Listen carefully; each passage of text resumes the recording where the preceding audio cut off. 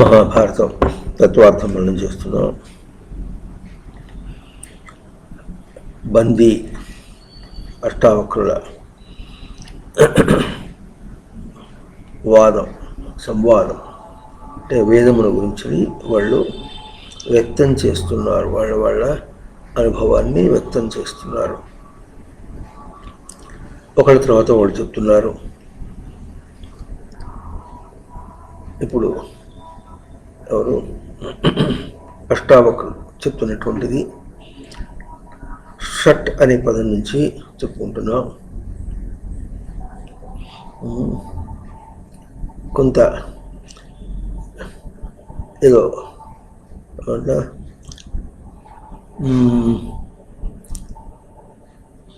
ఏమంటారు,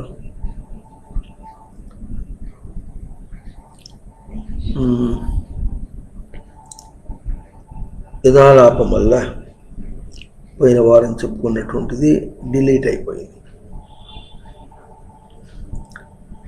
మళ్ళీ చెప్పుకుందాం. సహమర్షణి మృష తితిక్షాయ తితిక్ష ఎట్లా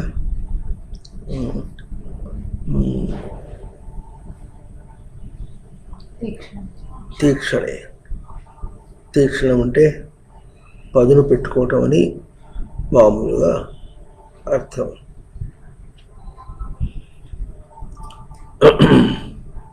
ఇది మనకు ఓర్పు అని ప్రసిద్ధార్థంగా లోకంలో అర్థం ఉంటుంది.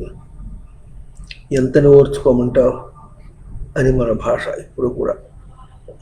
అంటే ఓర్చుకోవటం అంటే ఏదో మనకు ఒక భారం వస్తే దాన్ని మనం సహించి పైకి ఉబకకుండా ఉండటం అన్న ఒక అర్థంగా చెప్తారు. కానీ ఆ ధాతువు అట్లా చెప్పకుండా తాను అణిగి ఉండటం ఓర్పు అంటారు.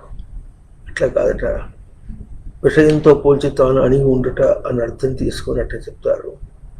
కానీ తన్ను తాను చైతన్యవంతం చేసుకోవటం ఓర్పు. ఈ చైతన్యవంతం చేసుకోవటం అన్న వాక్యము లోకంలో ఎట్లా ఉంటుందంటే,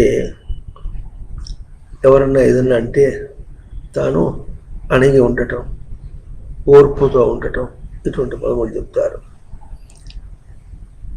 అది మనకు లౌకికంగా పోల్చినప్పుడు తనకేదో భారం వచ్చినట్టుగా, అదిమి పెట్టినట్టుగా అనిపిస్తుంది. కానీ నిజంగా ఆలోచన చేసినప్పుడు అక్కడ జరిగిన సంఘటన అది కేవలం విషయాత్మకమే. దానికి నిజమైన ఉనికి లేదు. తాను గ్రహించదగింది ఏమీ లేదు. తాను గ్రహించదగింది తననే. బయట అనేటటువంటి అంశం ఏం లేదు అక్కడ. అదేదో ఒక సందర్భంగా కలిసింది, వెళ్ళిపోతుంది అని తెలుసుకొని తను తాను గుర్తించుకుని నిలుచుట అన్నటువంటిది క్షమ. అంటే ఇప్పుడు ఏమవుతుంది, తాను ఎదుగుట. ఈ విధంగా తాను ఎదుగుట క్షమ, అంతేగాని బయట దానివల్ల తాను అదిమివేయబడి క్షమ కాదు. బయట దానివల్ల అదిమివేయబడుట అన్న అర్థం మనం తీసుకున్నాం అనుకోండి, మనకి ఎట్లా ఉంటుంది, భారంగా ఉంటుంది.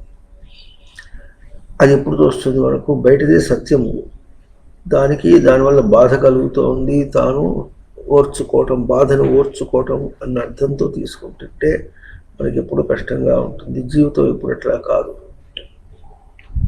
ఆ కాదు అనే అర్థాన్నే షట్చిత్తం చెప్తోంది. జీవితం అంటే జీవ ప్రాణధారణే. ప్రాణము ఎప్పుడూ ధరించి ఉండుట జీవితం. అంతేకాని ప్రాణాన్ని పొంది పుట్టి ఆ తర్వాత కొంతకాలం బ్రతికి ఆ బ్రతికిన బలంగా చచ్చిపోవటమా? జీవించి మరణించటం అంటే ఆ వాక్యానికి అర్థం లేదు. జీవించుట అంటే జీవించుట. జీవించిన ప్రాణి కానీ పదార్థం కానీ ఏదైనా సరే జీవించినటువంటిది ఒకటి. అది మరణించుట అంటే ప్రాణమును పోగొట్టుట అంటే పోగొట్టుకునుట అంటే ప్రాణధారణే. జీవించుట అంటే ప్రాణమును ధరించుట, ధరించుట అంటే ధరించుట. దీనికి కూడా వేరే అర్థం ఉంటుంది అని మనం అనుకున్నామంటే మన తెలివి ఎంతో అర్థమవుతుందా? అర్థమవుతుందా? ప్రాణధారణ అన్న అర్థం చెప్పిన తర్వాత ధారణ శబ్దానికి ధారణ పోగొట్టు ప్రాణత్యాగే అని అర్థం చెప్తున్నారు. మరణం అంటే మనం ప్రాణత్యాగే. ప్రాణమును విడుచుట ఎట్లా వస్తుంది? ప్రాణధారణకి ప్రాణం విడుచుట ఎట్లా వస్తుంది? ప్రాణధారణ అనే అవస్థ నుంచి గబుక్కున ప్రాణం విడుచుట అన్న అంశము ఎక్కడొస్తుంది? సృష్టిలో ఎక్కడుంది? మనం ఎక్కడ చూస్తున్నాం? భౌతిక దేహాన్ని. భౌతిక దేహము చచ్చిపోయింది కనుక చావని అంటున్నాం మనం. కానీ జీవుడు ఏం చేశాడు? ధారణా స్వరూపుడుగా నిలిచాడు. తన ధారణా స్వరూపాన్ని ఒక జైల్లో పెట్టుకొని దేహంలో ఉండి బతికి ఆ జైల్లో ఉంటే ఎట్లా బ్రతకటము అనేటటువంటిది, జైలు నుంచి విడుదలైతే ఎట్లా ఉంటుంది? ఇప్పుడు ప్రాణధారణ ప్రాణం త్యాగం అది ఏమనుకుంటాడు? జైల్లోంచి బయటపడ్డవాడు ఏమనుకుంటాడు?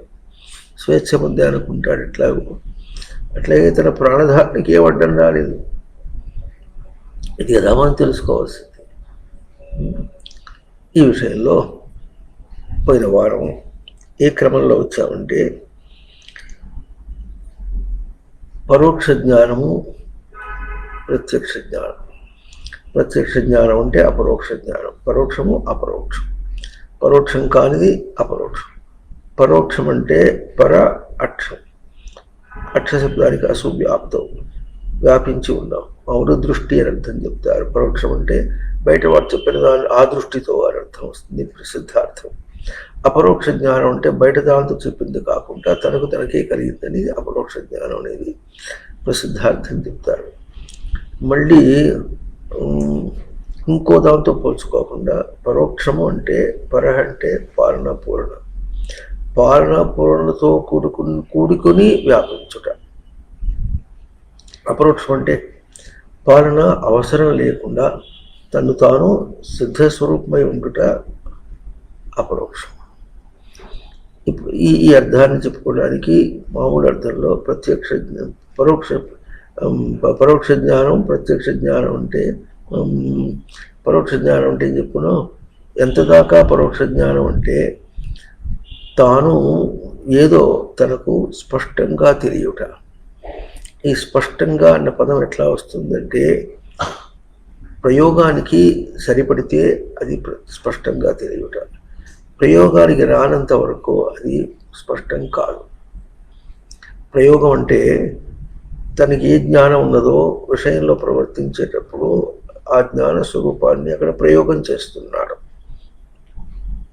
తానెవరో తనని ఎంత గుర్తించాడో దాన్ని బయట విషయంలో ప్రయోగం చేస్తున్నాడు. బయట విషయం యొక్క స్వరూపం అది తనతో పోల్చేంతే. బయట ఏ విషయం అన్నా కావచ్చు, లోకంలో అనేక తీరులుగా విషయాలు ఉంటాయి. కానీ అది తన ప్రయోగం దగ్గరకు వచ్చేటప్పటికీ తానే. ఈ మాటలు అర్థం కాకపోతే సామాన్య అంటే లేమన్స్ లాంగ్వేజ్ అంటారు. సామాన్యుల భాషలు ఎట్లా ఉంటుందంటే తన మనస్సును ప్రయోగం చేస్తున్నాడు.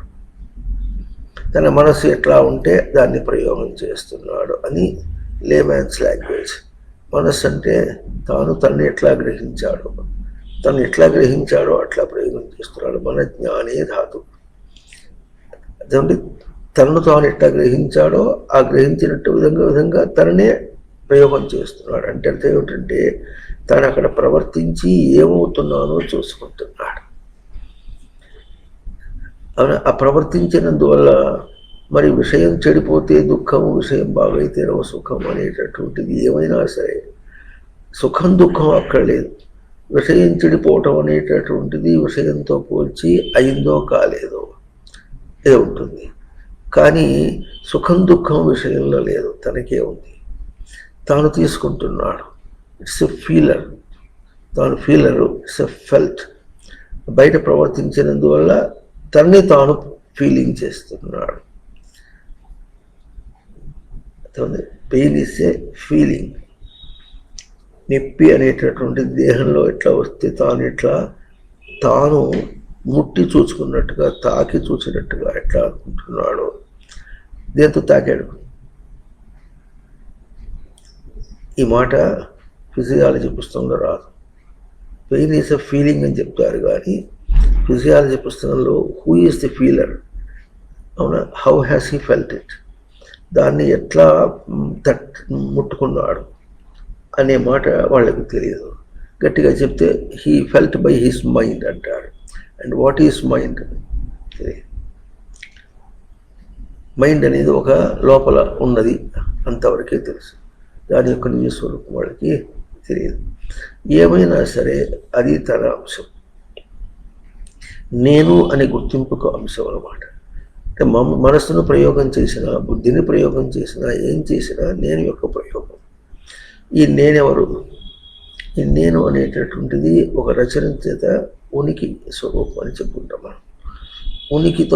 ఉనికిని ఎట్లా స్మృతి రూపంలో పెట్టుకొని, ఇంకా ఎరుకలో పెట్టుకొని, అంటే కాన్షియస్నెస్ ఇంకా అవేర్నెస్ పెట్టుకొని, తర్వాత కరెక్టింగ్ ఇంటెలిజెన్స్, తర్వాత సెన్స్ ఆఫ్ సెల్ఫ్, నేను అని గుర్తింపు, దాన్ని యాక్టివేట్ చేసుకోవటం చిత్తం, దాన్ని యాక్టివేట్ చేసుకొని రెడీగా పెట్టుకోవటం భద్రంగా. ఎవరన్నా రాని, ఎక్కడన్నా రాని, ఎవరన్నా రాని, ఎక్కడన్నా రాని అన్న అంశము సృష్టిలో లేదని చెప్పుకుందాం. ఇప్పుడు ప్రత్యక్ష జ్ఞానము, పరోక్ష జ్ఞానము చెప్పినప్పుడు పరోక్ష జ్ఞానంలోనే ఎవరుంటారు? అమీబా దగ్గర నుండి సామాన్య సాధకుల వరకు కూడా అందరూ పరోక్ష జ్ఞానంలో ఉంటారు. వాళ్ళది జ్ఞానమే, కానీ పరోక్ష జ్ఞానం అంటే ఏమిటంటే, అమీబా దేహం విడిచినప్పటికీ చావలేదు. అర్థమవుతుందా? ఎలుక దేహం విడిచినప్పటికీ చావలేదు. అంటే ఎలుక చావలేదని మన మామూలు భాష, అమీబా అని మనం పేరు పెట్టాం కనుక. కానీ అమీబా అన్న దానిలో ఏ జీవుడు ప్రవర్తించాడో ఆ జీవుడు చావలేదు. అమీబా దేహాన్ని విడిచి వచ్చేసాడు. అర్థమవుతుంది. ఇప్పుడు వ్యావహారిక భాషలో అమీబా చావలేదు అనేసాం. అమీబా అని చావలేదని మాట బయట దాంతో పోల్చుకొని మనం గబుక్కని చెప్పుకొని అర్థం. నిజంగా చెప్పుకోవాలంటే అమీబాలో ఉన్నటువంటి జీవుడు అంటే ప్రవర్తనాత్మకుడు, ఎట్లా ప్రవర్తించాడో, దేన్ని ఆధారం చేసుకుని ప్రవర్తించాడో ఆ జీవుడు చావలేదు. జీవించుట అన్న పదాన్ని అర్థం చేసుకుందాం. జీవించుట అంటే తాను ఒకడు, దేహం ఒకటి. దేహంతో ప్రవర్తించుకుంటూ తాను జీవించుట, తన ప్రాణను ధారణ చేయడం. అర్థమవుతుందా? దేహంతో విషయాలు జరుగుతున్నాయి, ఏవో నడకలు జరుగుతున్నాయి, పరిగెట్లు, బయట వ్యవహారం జరుగుతోంది, ప్రతి ప్రాణికి జరుగుతోంది. ఆ జరిగేటప్పుడు తను ఎట్లా నిలుపుకుంటున్నాడు, తన ప్రాణము ఎట్లా నిలుపుకుంటున్నాడు. దేహం యొక్క ప్రవర్తన ఎట్లా ఉంటుంది? కదలికతో ఉంటుంది. తన ప్రవర్తన ఎట్లా ఉంటుంది? అభౌతికం, నాన్ ఫిజికల్. ఈ అభౌతికమైనటువంటిది ఏమవుతుంది? మనస్సు అని మామూలుగా మనస్సు అంటారు. అభౌతికం ఏమవుతుంది అంటే అభౌతికంగా సెన్స్ చేసుకుంటుంది, గ్రహించుకుంటుంది. బయటది ఇట్లా జరిగింది అని ఎవరన్నారు? నేనన్నా. నేనెవరు? ఆ అన్నవాడే నేను, దాన్ని గుర్తించిన వాడే నేను. ఆ జరిగిన దానికి అక్కడ గుర్తింపు లేదు, కానీ గుర్తించేవాడు నేను, సాక్షిగుడిగా ఉన్నాను. నేను గుర్తించాను కనుక నేను గుర్తించినటువంటిది అక్కడ ప్రత్యక్ష జ్ఞానం. నా గుర్తింపు వరకు సత్యమే, కానీ అక్కడ ఏం జరిగిందో దానికి ఏం తెలియదు. ఫ్యాన్ తిరుగుతుంటే దానికి ఏం తెలియదు. ఫ్యాన్ తిరుగుతోంది, జడ పదార్థం తిరుగుతోంది, దానికి చలనం ఉంది, కానీ దానికి దాని స్వరూపము తెలియదు, దాని చలనము తెలియదు.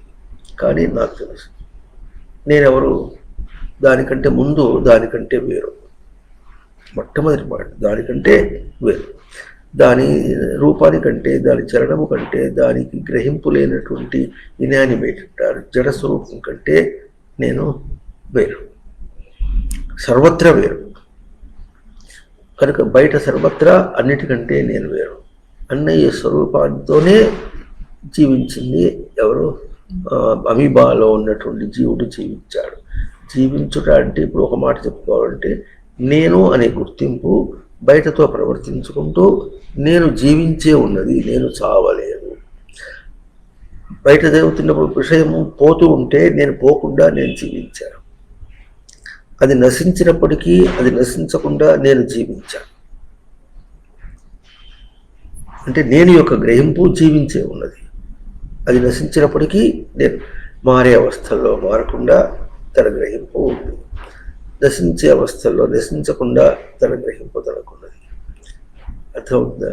అట్లాగే సుఖ దుఃఖాలు అనుభవిస్తున్నట్టు వచ్చినవి అనుకున్నప్పటికీ కూడా అవి సుఖ దుఃఖాలు అన్నటువంటి రూపం కంటేను, దాన్ని అనుభవిస్తున్నాను అనే రూపం కంటే కూడా వేరుగా నేను జీవించి ఉన్నాను. ఇప్పుడు చూడండి, నేను జీవించి ఉండటం వేరు, సుఖ దుఃఖాలను అనుభవించడం వేరు. సుఖ దుఃఖాలను అనుభవించడంలో బాధ ఉన్నది, నేను జీవించడంలో ఈ బాధ లేదు. ఎందుకు లేదంటే అమీబా ఆ దశ నుండి మానవుడి దాకా ఎన్ని దేహములు మారినాయో అన్ని దేహములు మారిన దానిలో నేను జీవించి ఉండుట అన్న జీవుడికి బాధ లేదు. ఆ విషయం నుంచి తీసుకుని ప్రవర్తించుకుంటూ సుఖ దుఃఖములు అనే మాట it is with respect to external, బయట విషయాలతో పోల్చుకొని. తనతో పోల్చి జీవుడికి సుఖ దుఃఖాలు లేవు. అర్థమవుతుందా? కనుక ఈ సుఖ దుఃఖాలు అనేటటువంటిది జీవుడి యొక్క స్వరూపం కాదు. ఎందుకు కాదంటే సుఖం పోతోంది, ప్రాణధారణ లేదు దానికి. దుఃఖం పోతోంది, దానికి ప్రాణధారణ లేదు. కనుక జీవుడు కాదు, అది జీవుడి యొక్క స్వరూపం కాదు. అవి పోతూ ఉంటే వచ్చేవి పోయి, సుఖం పోతుంది, దుఃఖం పోతుంది. ఆ పోతున్నప్పటికీ నేనున్నా. ఈ రూపము ఆ జీవుని యొక్క రూపము అమీబాలో ఉన్నది. ఇంకా చివరి దాకా, మనిషి దాకా, తర్వాత సాధకుడు దాకా కూడా ఉంటుంది. కానీ ఇది పరోక్ష జ్ఞానం అన్నారు. పరోక్ష జ్ఞానం అంటే సృష్టి ఎవరో తన్ని పాలన చేసుకుంటూ రక్షించింది వల్ల సృష్టి రక్షించినది, రచన రక్షించిందంతే. కానీ అమీబాలో బతుకుతున్నటువంటి ఆ జీవుడు, ఏ జీవుడు సుఖ దుఃఖములు నాకే వస్తున్నాయని, కర్తాస్మి భోక్తాస్మి అని, నేను కర్తను, నేను భోక్తను, ఇంకా కార్యకారణములు ఉన్నాయి, దాంతో విషయంలో ప్రవర్తిస్తున్నా అని అంశములు పెట్టుకుంటున్న వాటి ఆ అంశములు కానీ కారణము పోతోంది, కార్యము పోతోంది, ఫలం కూడా వెళ్ళిపోతుంది. అన్నీ వెళ్ళిపోతున్నాయి, అన్ని గతంలోకి వెళ్ళిపోతున్నాయి. ఆ వెళ్ళిపోయే దాన్ని పట్టుకొని ప్రవర్తించేవాడు జీవుడు కాదని చెప్పుకున్నాం. వానికి అక్కడి నుంచి బయటపడాలి. అయితే వాడు ఏమనుకుంటున్నాడు? అదే తనకు జీవం అనుకుంటున్నాడు, అదే తనకు బ్రతుకు అనుకుంటున్నాడు. అర్థమైందండి? ఆ అంశము సృష్టి రచించలేదు. సృష్టితో రచించింది. నువ్వు ఎక్కడన్నా తిరుగు, ఎక్కడ తిరిగినప్పటికీ కూడా జీవ ప్రాణధారణే అని జీవించుట అన్నటువంటిది, అంటే దానికంటే వేరుగా తనను గ్రహించుట అనే జీవ ప్రాణమును ధారణ. బాధ దేనికి వచ్చింది? ప్రాణమునకు బాధ వచ్చింది. అయినా ధారణ దానికంటే వేరుగా బాధని వదిలేస్తుంది. బాధ లేకున్నా వదిలేస్తుంది, బాధ ఉన్నా వదిలేస్తుంది, అన్నీ వదిలేస్తుంది. అయినా తనకు మాత్రం తన స్వరూపమునకు ధారణ అన్నది పోవటం లేదు. ఇది సృష్టి పాలన చేస్తుంది. దేని చేత పాలన చేస్తుంది? రచన చేత. ఎవరికి రచన చేసింది? బయట రచన చేసిందా? కాదు, జీవుడినే రచన చేసింది. జీవుడు అంటేనే పాలనా స్వరూపం. ఎంత పాలనా స్వరూపం అంటే తనను తాను పాలన చేసుకుంటున్నాడు. ఈ మాట మనకి ఎక్కడ తెలుస్తుందంటే, అమీబా మరి ఎన్నో వ్యవస్థల్లో తిరుగుతూ అయినా నేనున్నా అనుకుంటాను. ఇప్పుడు ఈ అనుకోవటం అనేటటువంటిది సృష్టి అనేటటువంటిది ఎక్కడో కూర్చొని చేస్తోందా, లేక అక్కడ ఉన్న జీవుడుగానే నేను ఉన్నాను అనుకుంటోందా?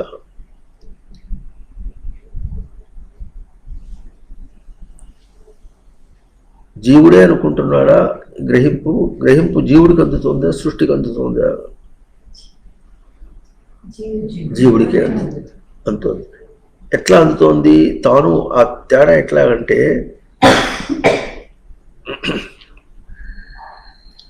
ఎట్లా అందుతోందంటే బయట ప్రయోగం అంటే తనకంటే వేరు.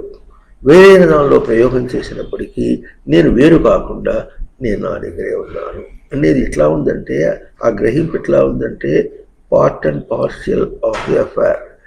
ఆ సంఘటనలో ఇది ఒక భాగంగానే ఉంది. అది జరిగిపోతున్నప్పటికీ కూడా తను నిలుపుకోవటం అనేటటువంటి ఎట్లా ఉందంటే, ఎదురికేం చెప్పుకున్నాం, ఇప్పుడు 7:15 అనుకుందాం. 7:15 ఏదో పని చేసుకుంటున్నాడు. 7:15 తర్వాత 7:15 1 సెకండ్. అప్పుడు ఏమైంది, 15 నిమిషాలప్పుడు ఏ విషయం ఉందో ఆ విషయం వెళ్ళిపోయింది. ఒక సెకండ్ దగ్గర విషయము ఇంకా నడుస్తోంది. అది ఉన్నప్పుడు నేనున్నా, అది వెళ్ళిపోయినప్పుడు కూడా నేను ఎట్లా ఉన్నానంటే ఉన్నాను అనేది. ఎట్లాగో 7:15 నేనేమనుకున్నాను, ఉన్నానని. 15 నిమిషాల 1 సెకండ్లో కూడా ఉన్నానని, తన పక్షం ఉన్నాను ఉన్నాను ఉన్నాను ఉన్నాను ఉన్నాను. ఇది బ్రేక్ కాదు. అంటే 15 నిమిషాల తర్వాత 1 సెకండ్కి, 1 సెకండ్ తర్వాత 2 సెకండ్లకి కాదు. గడియారం ముందు తిరుగుతుంటే 1 సెకండ్ తర్వాత 1 సెకండ్, 2 సెకండ్కి ఏం చేస్తుంది, అది తిరుగుతూ 2వ సెకండ్కి వస్తుంది. అర్థమైందండి. గేర్ సిస్టమ్ ప్రకారంగా జంప్ అయినప్పుడు కూడా ఆ 1 సెకండ్ని చూపించి గడిచిన తర్వాత వస్తుంది, గడిపింప చేసి వస్తుంది. దానికి బ్రేక్ లేదు, ముళ్ళు తిరగడానికి బ్రేక్ లేదు. మనం చెప్పేటప్పుడు 1 నిమిషం 1 సెకండ్ 2 సెకండ్లు చెప్తున్నాం. ఎందుకంటే అంతకంటే మధ్యలో చెప్పడానికి మనకు చేత కాదు కనుక, మన లెక్క లేదు కనుక, మన దగ్గర కొలత లేదు కనుక అంటున్నాం. కానీ కాలమేమో ఇట్లా కంటిన్యూస్గా తిరుగుతుంది. అది ఎట్లా తిరుగుతుందో అట్లాగే మన గ్రహింపు కూడా అట్లాగే. కనుక మన గ్రహింపు కూడా ఎట్లా ఉంటుందంటే, అది వెళ్ళిపోతుంది, నేను ఉంటాను. దానికేమో వెళ్ళిపోయే స్వరూపము, నాకేమో నిలిపోయే స్వరూపం. అది వెళ్ళిపోవటం అనేది దానికి కంటిన్యూటీ అంటారు. అదే కంటిన్యూటీ అంటే ఎడ తెగనిది అంటారు. ఎడ తెగనిది, ఎడ అంటే చోటు, ఒక సందర్భము. దాన్ని తెగటంలా, చోటు తెగటం లేదు, సందర్భం తెగటం లేదు. దాన్ని కంటిన్యూస్ అంటారు. దానికి పోవటం అనేది ఎట్లా కంటిన్యూస్, తనకు నిలుపుకోవట అనేది కంటిన్యూస్. తనకు నిలుపుకొనుట అనేది కంటిన్యూస్ ఎట్లాగా, అది పోవట అనేది కంటిన్యూస్. ఇప్పుడు ఎట్లా తీక్షణం అనే పదం చెప్పుకోవాలంటే ఏం చేస్తున్నాడు, అది పోయేదాల్లో తాను నిలుపుకొనుట అన్నటువంటిది తనకు తీక్షణ. ఇది తనకు క్షమ. అదేంది, అది తను కొడుతుంటే తను ఓర్చుకోవడం కాదు, తాను నిలబడి దాన్ని పంపిస్తున్నాడు.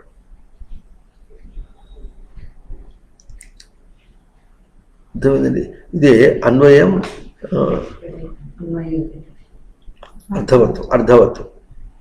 దాంతో పోల్చుకుంటే ఎట్లా ఉంటుంది, అది వెళ్ళిపోతుంటే అది వెళ్ళిపోతుంటే తన్ని వదిలిపెట్టేసిపోయింది అంటాం.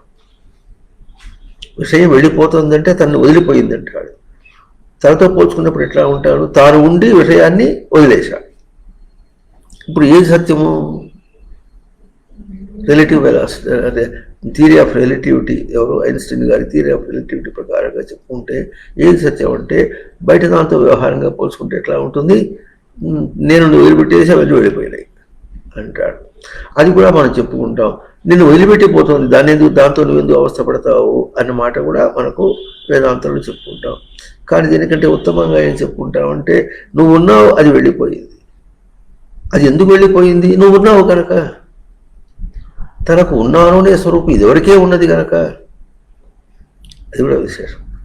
ఇదివరకే ఉన్నది కనుక ఇంకొకటి వచ్చి నువ్వు ఇప్పుడు ఉన్నావు అని చెప్పాల్సిన అవసరం లేదు. ఇంకో దాని యొక్క దీపంలో నేను ఉన్నా అని చెప్పాల్సిన అవసరం లేదు. అర్థమవుతుందా? ఇప్పుడు ఎట్లా ఉంటుందంటే, తనకు తెలుసు, ఇంకోటి వచ్చి ఏం చేశాడు, నేను ఇప్పుడు చెప్తా కొట్టంటాడు. అప్పుడు ఏమంటాడు, ఇదివరకే నేను తెలిసి ఉన్నా, ఇప్పుడు నువ్వు చెప్పుట వల్ల నేను ఉన్నదాన్ని నాకు తెలిసింది కాదు, దానివల్ల నేను తెలిసిన వాడిని కాదు, ఇదివరకే తెలిసి ఉన్నా నేను. అది ఎట్లాగో అట్లాగే ఇదివరకే నేను ఉన్నా, నేను పూర్ణంగా ఉన్నా. ఎంత పూర్ణంగా ఉన్నావంటే, నీ బోటి వాళ్ళు చాలామంది వచ్చినప్పటికీ, నీ బోటి ఉనికులు చాలా వచ్చినప్పటికీ, అవి పోయినప్పటికీ, అవి నశించినప్పటికీ, నేను ఉండటం అనేటటువంటి స్వరూపం నాకు దృఢమైనే ఉన్నా. అవునా? ఇది ఎట్లా పాలన, ఇప్పుడు సృష్టి ఎట్లా పాలన చేస్తోందంటే, జీవుడు అనే పదానికి జీవించుట అన్న అంశం ఎక్కడిచ్చిందంటే, ఎక్కడో ఒక అంశం తీసుకొని ఒక విషయంతో బయట దాన్ని కల్పించుకొని ప్రవర్తించేవాడిని జీవుడు అన్నది. ఎందుకంటే వాడికి ఆ అంశం ఇవ్వాలి. బయట దాన్ని ప్రవర్తింపు చేసుకున్నప్పటికీ నువ్వు దాంతో జీవించటం లేదు, వెళ్ళిపోయే దాంతో జీవించకుండా నీకు ఇదివరకే సృష్టి ఇచ్చిన దాంతోనే జీవించి ఉన్నావు. అర్థమవుతుందా? విషయాలు వెళ్ళిపోతుంటే వెళ్ళిపోయే దాంతో జీవించడం కాదు, వెళ్ళిపోయే దాంట్లో ఎటువంటి ప్రాణ త్యాగం వెళ్ళిపోతుంది కదా. అదే నీ జీవం అంటే ఆ జీవం వదిలేస్తున్నావు. కానీ నేను ఉన్నా, ఎట్లా ఉన్నాను? ధారణ, ఇదివరకే ధారణ చేసుకున్న దానివల్లనే ఉన్నా అన్న అంశాన్ని అభ్యాసం చేయిస్తోంది సృష్టి.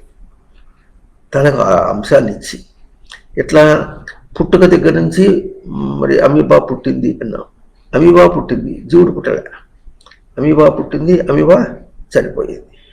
పుట్టినప్పటి నుంచి పుట్టుట చనిపోవుట, పుట్టినప్పటికీ ఉన్నా, పుట్టకుండానే ఉన్నా, చనిపోయినప్పటికీ ఉన్నా అన్న అంశము అభ్యాసం చేయించింది ఎవరికి? సృష్టికి. ఇది పరోక్షం అంటే పాలన చేయడం. జీవులను పాలన చేసింది. అవునా? పాలన చేసి ఎరుకనిచ్చింది. ఎట్లా ఎరుకనిచ్చింది? నేనున్నా. అర్థమవుతుందా?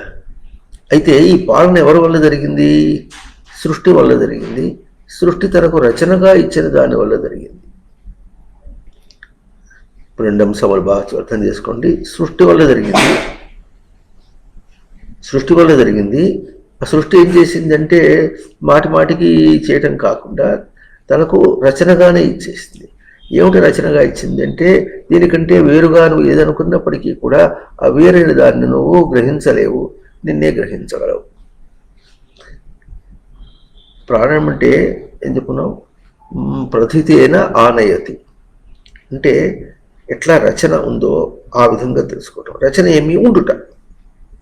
సృష్టి రచన ఉనికి, సత్లక్షణం, ఉండుట.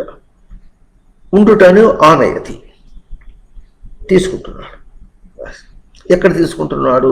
ఎక్కడో ప్రవర్తిస్తుంటే ఉండుటను తీసుకుంటున్నాడు. చెప్పండి. ఉండుటను తీసుకుంటున్నాడు. అది పోతుందిగా.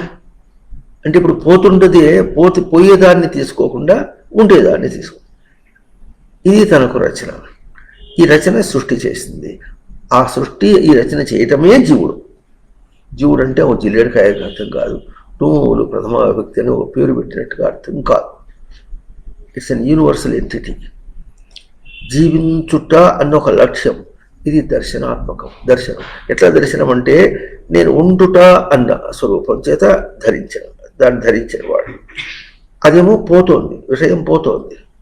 పుట్టింది, పెరుగుతోంది, పెరిగి నశిస్తోంది, పోతోంది. పుట్టుక చేత మరణంతోనే పోతోంది. మధ్యలో ఒక విషయం తీసుకుంటే విషయం వస్తోంది, కొంతసేపు ఉండి మళ్ళీ పోతోంది. అది వస్తోంది, ఉన్నట్లుగా ఉండి పోతోంది. ఉన్నట్లుగానే, ఎందుకంటే ఉంటే కనుక అట్టగా ఉండాలి. ఇదివరకు లేకుండా ఇప్పుడు వచ్చింది అనుకోండి, ఇప్పుడు ఉన్నది అంటారు. వచ్చింది ఉన్నది అంటే ఉండుట అనేది దానికి అట్లాగే స్థిరంగా ఉంటే అది ఉన్నది, లేదు పోతోంది కదా. అట్లా పోతున్నప్పటికీ కూడా తాను ఏం తీసుకుంటున్నాడు? ఉనికిని తీసుకుంటున్నాడు, పోవుటను తీసుకోవటం లేదు. అర్థమైందా? పోవుటను తీసుకోవటం లేదు. వేదవి చెప్తోంది. షట్. అర్థమైందా? జీవుడు జీవభావాన్ని తీసుకుంటున్నాడు. అక్కడ ఏం చేస్తున్నాడు? అది నా జీవభావం కాదు అని వదిలేస్తున్నాడు. అర్థమైందండి? ఇప్పుడు ప్రత్యక్షంగా తనకి అయినప్పటికీ ఎట్లా చూపించింది? పరోక్షంగా చూపించింది. అంటే పాలన చేసి చూపించింది. పాలన ఎక్కడ చేశాడు? ఇప్పుడు సృష్టి అనేటటువంటిది మళ్ళీ మాటికి వచ్చి వీడిని పాలన చేస్తోందా, లేక వీడికే బై డిజైన్ జీవించుట అన్న ఒక సెన్స్ని ఇచ్చింది. డిజైన్ ఇచ్చింది. డిజైన్ అంటే ఫ్యాన్ డిజైన్ చేసాం, ఫిజికల్ డిజైన్ కాదు. ఒక యానమును, ఒక వెహికల్ డిజైన్ చేసాం. అట్లా అర్థం, అది కూడా ఒక డిజైన్. అది ఎట్లాగో అట్లాగే ఇది ఎట్లా వస్తుంది, సెన్స్ని బట్టి డిజైన్. మన రచన చాలా చెప్పుకుంటున్నాం. సెన్స్ని ఇచ్చింది. ఏం సెన్స్ని ఇచ్చింది? ఉన్నా. ఈ ఉన్నాను అనే గ్రహింపుకి చెరిపి లేదు, బాధ లేదు, అవునా? ఇంకా కొరత లేదు. తెరిపి లేదు. తెరిపి అంటే మధ్యలో బ్రేక్ అనమాట. తెరిపి లేదు, బాధ లేదు, కొరత లేదు, అంతే. అది ఎట్లా ఇచ్చింది? ఇందా పట్టురా, నీకు ఇస్తా తీసుకో, ఇందా నువ్వురా, నీకు ఇస్తా తీసుకో, నీకు ఇస్తా తీసుకో, నువ్వేమో ప్యాంటు చొక్కాలు వేసుకో, నువ్వేమో చొక్కా జేబులు వేసుకో. నీకు ప్యాంటు చొక్కా లేకపోతే ఆడవాళ్ళు ఏం చేస్తారు? మనీ పర్సు పెట్టుకుని ఎక్కడ పెట్టుకుంటారు దాన్ని, అక్కడ పెట్టుకో అల్లదా లేదు. ఇవన్నీ దేహంతో పోల్చినటువంటిది. ధారణ అనేటటువంటిది it's a non physical sense. అసలు అప్పుడు సృష్టి అన్నది, రచన అనేది మాట వచ్చినప్పటికీ ఫిజిక్స్ అనేటటువంటి అంశం లేదు అక్కడ. అర్థమైంది? ఇప్పుడు లేదు. ఫిజిక్స్ అనేది బయట భౌతికంగా విషయాలు ఇవన్నీ జరగటం అనేటటువంటిది తర్వాత వచ్చింది. ఇప్పుడు ఏం చేస్తుంది? నువ్వు భౌతికంగా అనుకున్నప్పటికీ నువ్వు అభౌతిక స్వరూపమే అనేది మనం ఇప్పుడు పరోక్ష జ్ఞానం ఇస్తోంది అనుకుంటున్నాం. సృష్టి రచన దగ్గరికి వచ్చేటప్పటికీ భౌతికం అనే అర్థం లేదు. అంటే ఇప్పుడు దీన్ని ఓ విధంగా అర్థం చేసుకోవాలంటే ఎట్లా ఉంటుందంటే, బస్తాలో ఏమున్నాయండి? ధాన్యం ఉన్నాయి. ధాన్యం అంటే ఎట్లున్నాయి? ఒక్కొక్కటి విడిగా ఉన్నట్లుగా ఉన్నాయి. మరి ధాన్యం ఉన్నాయంటే ఎట్లా ఉంటుంది? ఒక ధాన్యానికి ఇంకో ధాన్యానికి పోలిక ఏమిటి? అవన్నీ కూడా స్వగత భేదమే. వరి ధాన్యం అన్నాం అనుకోండి, దీనిలో ఎంత పొటెన్సీ ఉందో దానిలో అంత పొటెన్సీ ఉంది, దీనిలో ఎంత సత్తా ఉంటే దానిలో అంత సత్తా ఉంది, దీనిలో ఏమేమి ఇంగ్రీడియంట్స్ అంటారంటే దానిలో ఏమి రాసులు కలిసి ఉన్నాయో దాని కూడా అట్లాగే కలిసి ఉన్నాయని ఎట్లా అర్థం వస్తుందో. కనుక అట్లాగే ఈ జీవుడు అనేటటువంటిది సృష్టికి మనం గ్రహించేటటువంటి స్వగత భేదం. స్వగత భేదం అంటే మనం అది కూడా ఎందుకు ఇప్పుడు జీవుడు అనేది స్వగత భేదంగా ఎందుకు వచ్చిందంటే, జీవుని యొక్క సంస్కారం అనే ఒక పదం మనం పట్టుకొస్తున్నాం. ఇప్పుడు ఈ సంస్కారం అనే పదము తర్వాత వచ్చింది. సృష్టి అంశంలో లేదు. సృష్టి అంత ఎట్లా ఉంటుంది అని అంటే, ఇప్పుడు దేహంలో కణముల్లో పరమాణువులు న్యూక్లియస్ అంటే ఇప్పుడు దీన్ని ఏమనాలి? దేహం అందామా, అవయవముల కూడిక అందామా, లేక సప్తధాతువుల యొక్క కూడలి అందామా, లేకపోతే కణముల యొక్క కూడలి అందామా, లేక పరమాణువుల యొక్క కూడలి అందామా, లేకపోతే న్యూక్లియస్ టోటల్గా ఇది న్యూక్లియస్ అందామా? అర్థమవుతుందా? న్యూక్లియస్ పొటెన్సీనే తర్వాత ఏం చెప్పినా, సప్తధాతువులు చెప్పినా కూడా పొటెన్షియల్ ఆఫ్ న్యూక్లియస్, అవయవం చెప్పిన పొటెన్షియల్ ఆఫ్ న్యూక్లియస్. ఏదో కొంచెం ముందు కూర్చుకుంది. దేహం అంతా కూడా ఏమొచ్చింది? నీరసం వచ్చింది. నేను రసం పోయి పోయింది. నేను రసం పోయి, రసం అంటే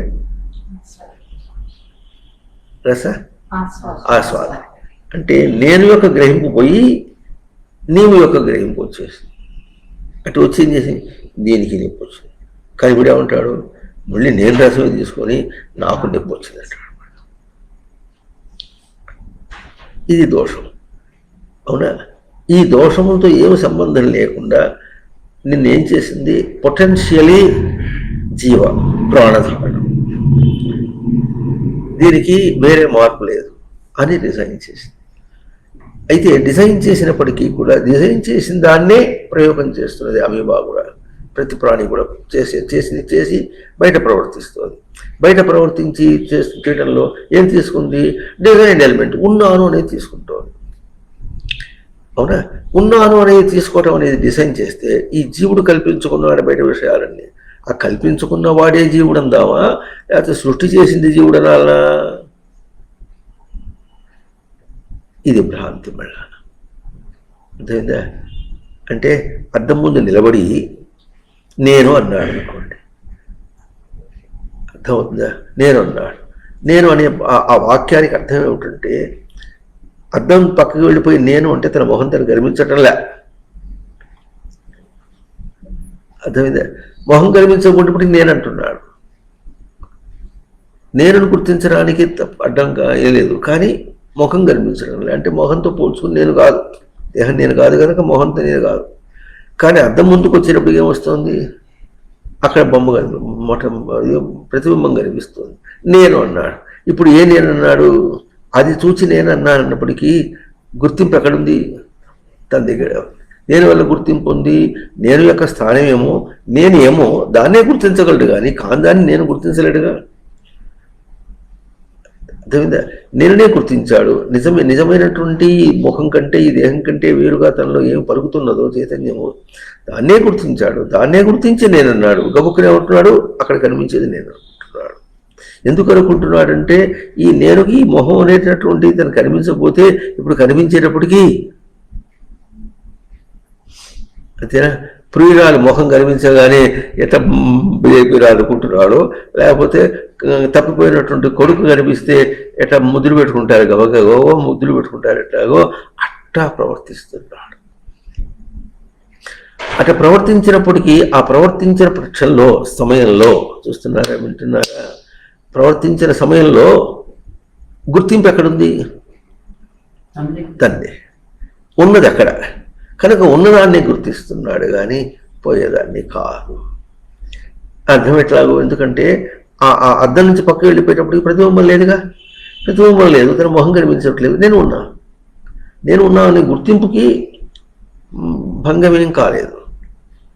ఈ తెచ్చిపెట్టుకున్నటువంటిది ప్రభావం చేసి ఇదిగో నేను పోతున్న తర్వాత నువ్వు ఉండవు చూడందే, అర్థం ఎప్పుడన్నా అన్నదే, నేను పోతున్నా చూడు, నేను పోతే మళ్ళీ గర్భంగా నీకు కనిపించవు, నువ్వు కనిపించవు అంటలే. అప్పుడు ఏం తీసుకున్నాడు, ఇప్పుడు తననే తీసుకున్నాడు, ఉన్నదే తీసుకున్నాడు, పోయేదాన్ని తీసుకోలేదు అని ఏం చేస్తుంది, పాలన చేస్తుంది. ఎవరు, మళ్ళీ చెప్పుకున్నాం, సృష్టి పాలన చేస్తుంది. సృష్టి ఎక్కడ ఉంది, ఏ రూపంలో పాలన చేస్తుంది అంటే జీవుడు అని రచన చేసిన ఉనికి స్వరూపంతోనే పాలన చేస్తుంది.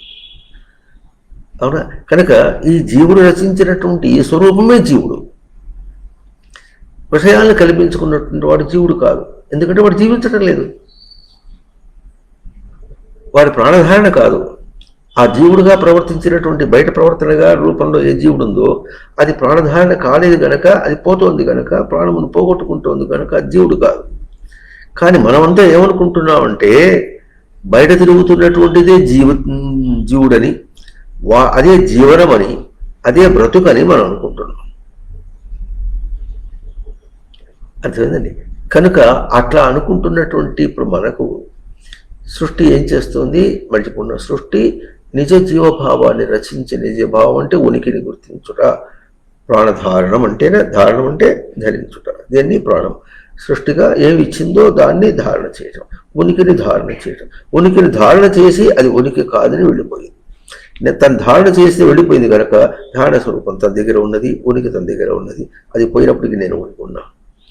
ఇదివరకల్లా అది లేకపోతే నేను అనుకున్నాడు, ప్రతి మాట అది లేకపోతే నేను ఉండలేను అనుకున్నవాడు, అది పోతుంది, నేను ఉన్నా. ప్రూవ్ టు హిమ్సెల్ఫ్ సఫిషియెంట్లీ అమివాది గురించి ఇప్పటిదాకా, అయినా గుర్తించడం లేదు. ఎందుకు గుర్తించడం లేదు? అక్కడ భ్రాంతి చాలా విపరీతంగా, భ్రాంతి చూడు. 4 బ్రాజ్యులు దీప్తవు రాదు.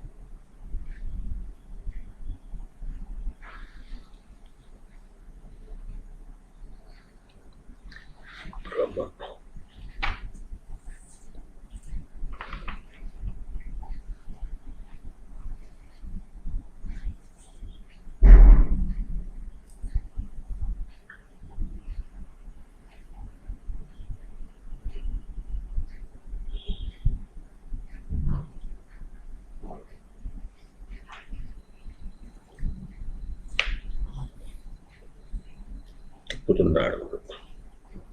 భ్రాంతి చూసి చూడు భ్రమ అన్నాడు. భ్రమ దగ్గరికి పోతే ఏం లేదు అంటాడు.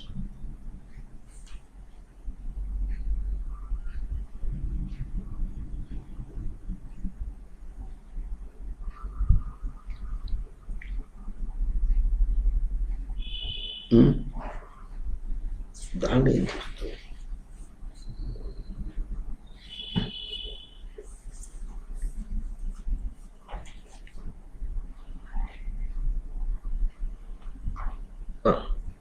చూడు భ్రమ.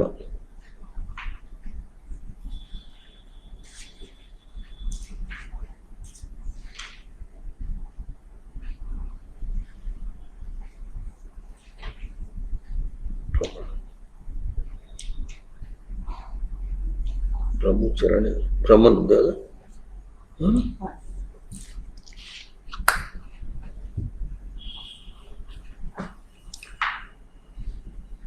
రాజులు దీప్తో ధాతు ఉంది చూడు, అతి చూడు.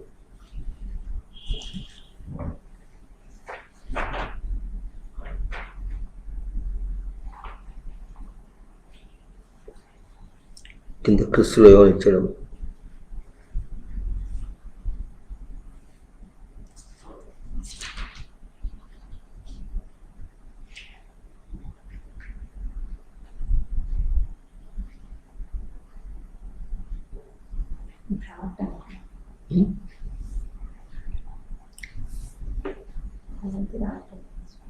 లేదు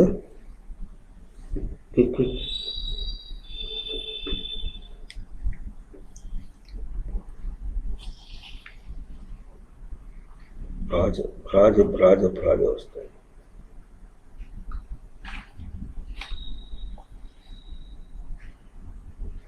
భ్రాంతి బ్రహ్మచరణి. రైట్. భ్రాంతి అంటే చలనం. చలనం వేరు, చైతన్యం వేరు. చలనం అనేది కదలిక. అదేవిధంగా కదలిక అంటే ఏమొస్తుంది? ఒక చోటు నుంచి ఇంకో చోటకి, ఒక రూపం నుంచి ఇంకో రూపానికి కదలిపోవటం అనమాట. ఇది భౌతికం. చైతన్యం అంటే తనలో తనకు చైతన్యం అనమాట. అది ఎట్లా ఉంటుంది? యథా దీపో నివాతస్థ. గాలి లేని చోట దీపం తనలో తాను వెలుగుతుంది. అర్థమైందండి. ఇప్పుడు మనకు అర్థం చేసుకోవడానికి మనస్సు అనే ప్రయోగం చేస్తున్నాం. మనస్సు అనేది ఎక్కడి నుంచి ప్రయోగం చేస్తున్నాం? లోపల నుంచి ప్రయోగం చేస్తున్నాం. కానీ ఏమంటున్నాం? మనస్సు ఇక్కడ నుండి ఉన్న చోటు నుంచి ఎక్కడికి పోయింది? అక్కడ అరుంధతి నక్షత్రం దాకా పోయింది. అరుంధతి నక్షత్రం చూసుకుంటూ గబుక్కన విశ్వామిత్రుడు దాకా, వశిష్ఠుడు దాకా పోయింది. వశిష్ఠుడు దాకా వచ్చినప్పటికీ వెంటనే ఏం చేసింది? విశ్వామిత్రుడు వచ్చాడు. విశ్వామిత్రుడేమో బాణాలు వేస్తున్నాడు వశిష్ఠుడి మీద. అక్కడ దాకా పోయింది. అంటే ఇప్పుడు ఎక్కడ ఉన్నట్టు మనసు తన దగ్గర ఉంది, అక్కడికి పోయిందా? అర్థం అవుతుందా? మనసు తన దగ్గర ఉంది, అక్కడికి పోయిందా? మన భాష ఎట్లా ఉంటుంది? అక్కడికి పోయింది అంటాడు. అక్కడ దాన్ని ఊహించింది అన్నమాట. అక్కడికి పోయి పిలుచుకొచ్చుకుందా, లేకపోతే తన స్థానంలో ఉండి ఊహించిందా? తన స్థానం. చైతన్యం తనది. తన చైతన్యము దాన్ని చలనంగా చూస్తోంది. మన సూటిగా ఎక్కడ అర్థమవుతుందంటే, బుద్ధి చైతన్య స్వరూపంలో ఉంది, మనస్సు చైతన్య స్వరూపంలో ఉంది. అది ఇచ్చినటువంటి సిగ్నల్స్ కమాండ్ వల్ల ఏమవుతుంది? చెయ్యి ఇట్లా ఆడించింది, కాళ్ళు కదిలినాయి. అదేవిధంగా ఇప్పుడు కదలిక ఏమి? చైతన్యం ఏమి? కాళ్ళు కదలిక, బుద్ధిది చైతన్యం. అర్థమవుతుందా? తనలో తనకే తెలుస్తోంది. కనుక ఇప్పుడు ఏం చెప్పుకున్నాం? పరోక్ష జ్ఞానము అంటే సృష్టి పాలన చేస్తోంది, పాలన చేసి వ్యాపిస్తోంది. ఆ వ్యాపించడంలో కూడా మనకు ఏం జరుగుతోంది? విశేషం చెప్పుకుందాం. చూడండి, ఆకలి వేసింది. ఆకలి వేస్తే సామాన్యుల భాష మాట్లాడుతున్నాం, సామాన్య మనుషులు కానీ లేదా ప్రాణులు. ఆకలి అంటే గబుక్కన ఏం చెప్తావు?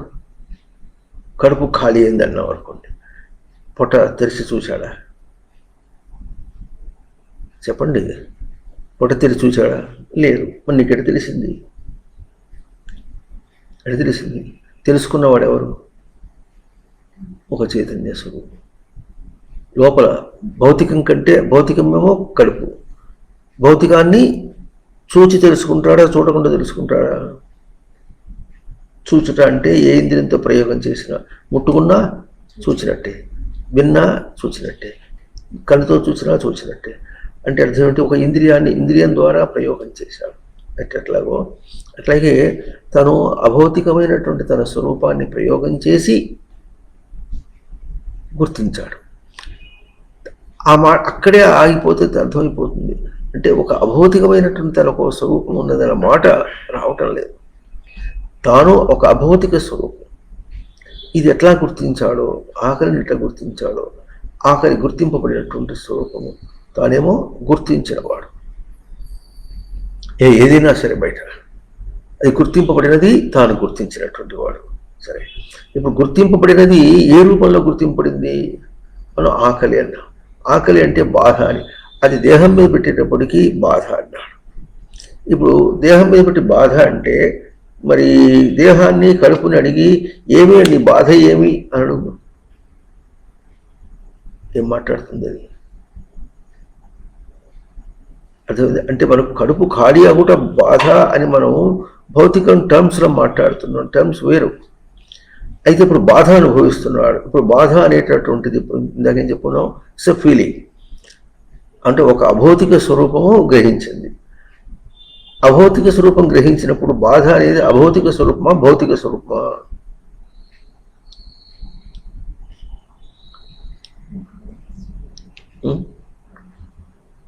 చెప్పండి. అభౌతిక. పెయిన్ ఈజ్ అ ఫీలింగ్ అన్నారు. Feeling is a non physical.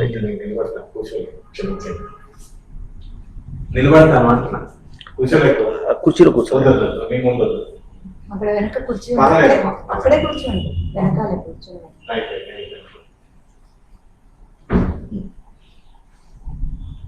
ఉంటున్నారా?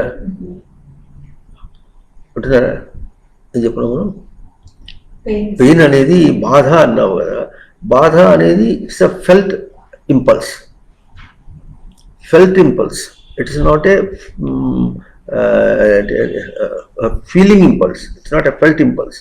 ఫీలింగ్ అంటే తాను తీసుకుంటున్నటువంటి స్వరూపం. కడుపు ఖాళీ అయింది అనేటటువంటిదేమో ఒక స్వరూపం. కడుపు ఖాళీ అవడం అనేది ఫిజికల్ ఈవెంట్, అది భౌతికంగా జరిగినటువంటిది. దాన్నేమో తనేమో బాధగా తీసుకున్నాడు. అంటే ఇప్పుడు తన భాష అది. అంటే తన మనస్సు భాష, అంతేనా? మనస్సు అభౌతిక భాష. ఏం భాష అది? ఏమిటి అంటే ఏమైంది? ఉండలేకపోతున్నా మన భాష అంటే ఉనికి రూపంలో తనకు ఒక వెలితి వస్తుంది అన్నమాట. అంటే ఉనికిని నిలపడం కష్టమవుతుంది. అంటే ఇప్పుడు భాష ఏమి? ఆకలి అనేది ఉనికిని నిలుపుట భాష కానీ కడుపు ఖాళీ అనే భాష కాదు. అంటే ఇప్పుడు మనకేం తెలుస్తుంది? తన ఉండుట అన్న దాన్ని దేహం మీద ప్రయోగం చేశాడు. దేహం మీద ప్రయోగం చేసి దేహం టర్మ్స్లో దాన్ని గ్రహించడానికి ప్రయత్నం చేశాడు. దేహం టర్మ్లకు ఎప్పటికీ ఏమవుతుంది? దేహంలో ఫ్యూయల్ అయిపోయింది, అర్థమైంది? ఇంధనం అయిపోయింది. ఇంధనం అయిపోయినప్పటికీ దేహం పనిచేయటం లేదు. దేహం పనిచేయలేకపోతే దేహమేగా పనిచేయటం లేదు, తనున్నాడుగా. ఇది తనకు సమస్య.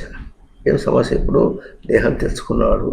దేహం తెచ్చుకోవడం అనేటటువంటిది ఎట్లా తెచ్చుకున్నాడు, ఎందుకు తెచ్చుకున్నాడు అంటే అసలు దేహం ఎందుకు వచ్చింది?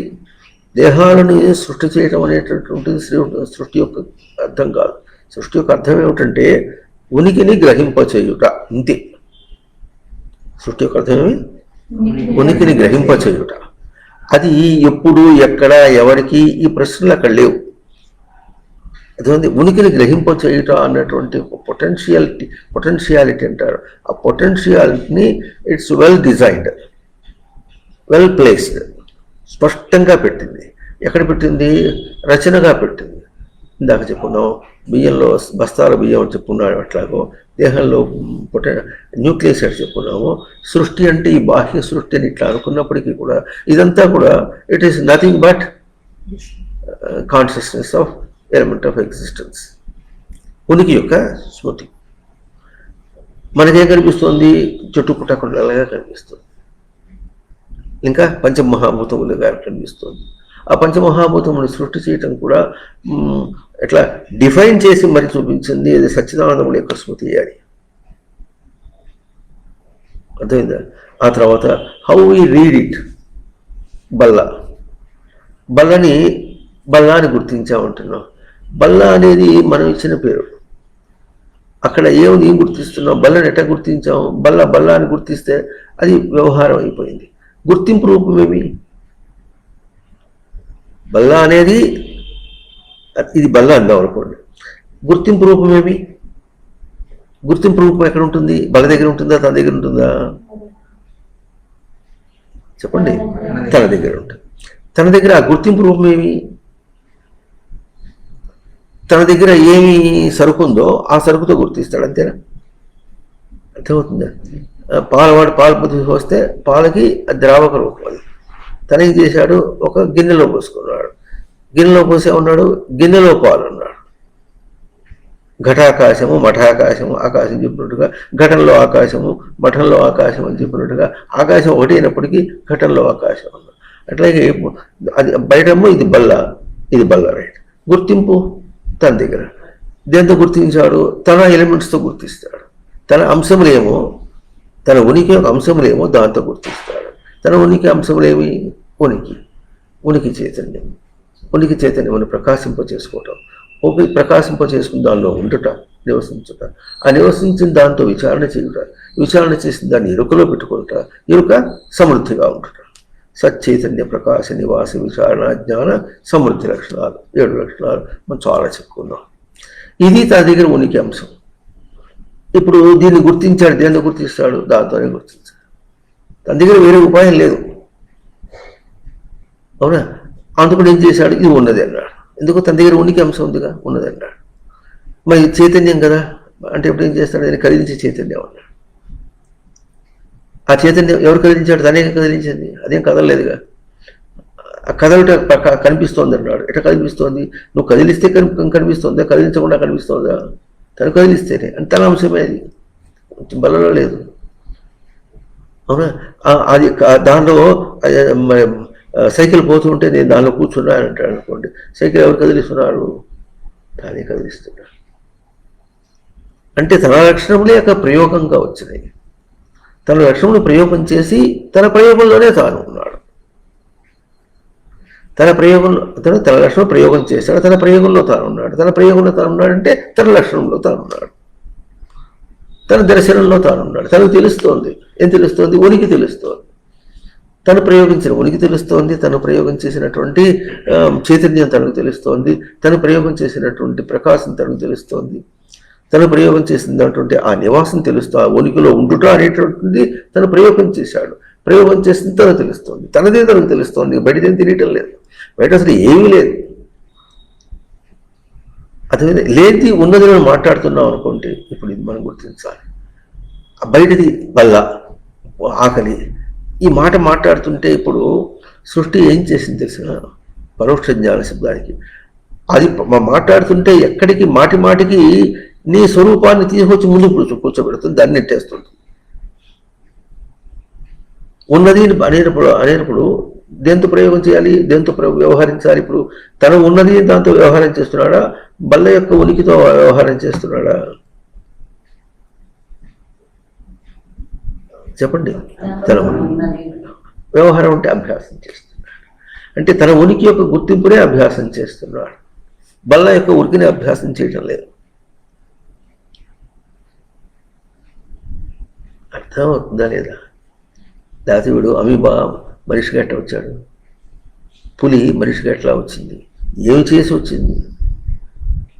తాను అభ్యాసం చేస్తున్నాడు. అయితే ఈ అభ్యాసం ఎట్లా వస్తుంది? పరోక్షంగా జరుగుతోంది, పాలనగా జరుగుతుంది. ఎట్లా జరుగుతోంది?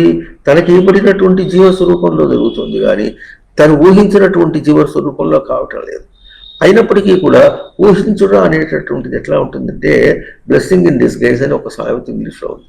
బ్లెస్సింగ్ ఇన్ డిస్గైజ్, ఇది డిస్గైజ్ అనమాట. ఇది దోషం. ఆ దోషం కనిపించినప్పుడు దానిలో బ్లెస్సింగ్ హీస్ గెటింగ్, ఆశీర్వాదమే పొందుతున్నాడు, కానీ he is not belittled. He is gaining blessing, he is not belittled. Belittled అంటే తను కుంచింపబట్టడం లేదు, ఎప్పుడూ కుంచింపట్టలేదు. అమీబా కావట్లేదు, అమీబా ఎట్ట కాలేదో మనిషి కూడా అట్ట కావట్లేదు. దీనికి స్వామివారు తమాషాగా చెప్తుండేవారు. బల్లిలో దోమలో చిన్న జీవుడును, బల్లిలో ఇంకొంచెం పెద్ద జీవుడును, పుల్లిలో పెద్ద జీవుడు ఉంటారని కాదు. జీవుడికి రూపాలు లేవు. జీవుడు రూపం ఒకటే, నేను అనే గుర్తింపు ఒకటే, జీవుడి రూపం కూడా గుర్తింపు ఒకటే. అది ఉనికి గుర్తింపు. ఉనికికి చిన్న పెద్ద అనే మాట లేదు, హ్రస్వం దీర్ఘం అనే మాట లేదు. మన ఆత్మసత్తులు చెప్పుకున్నట్టుగా లేదు.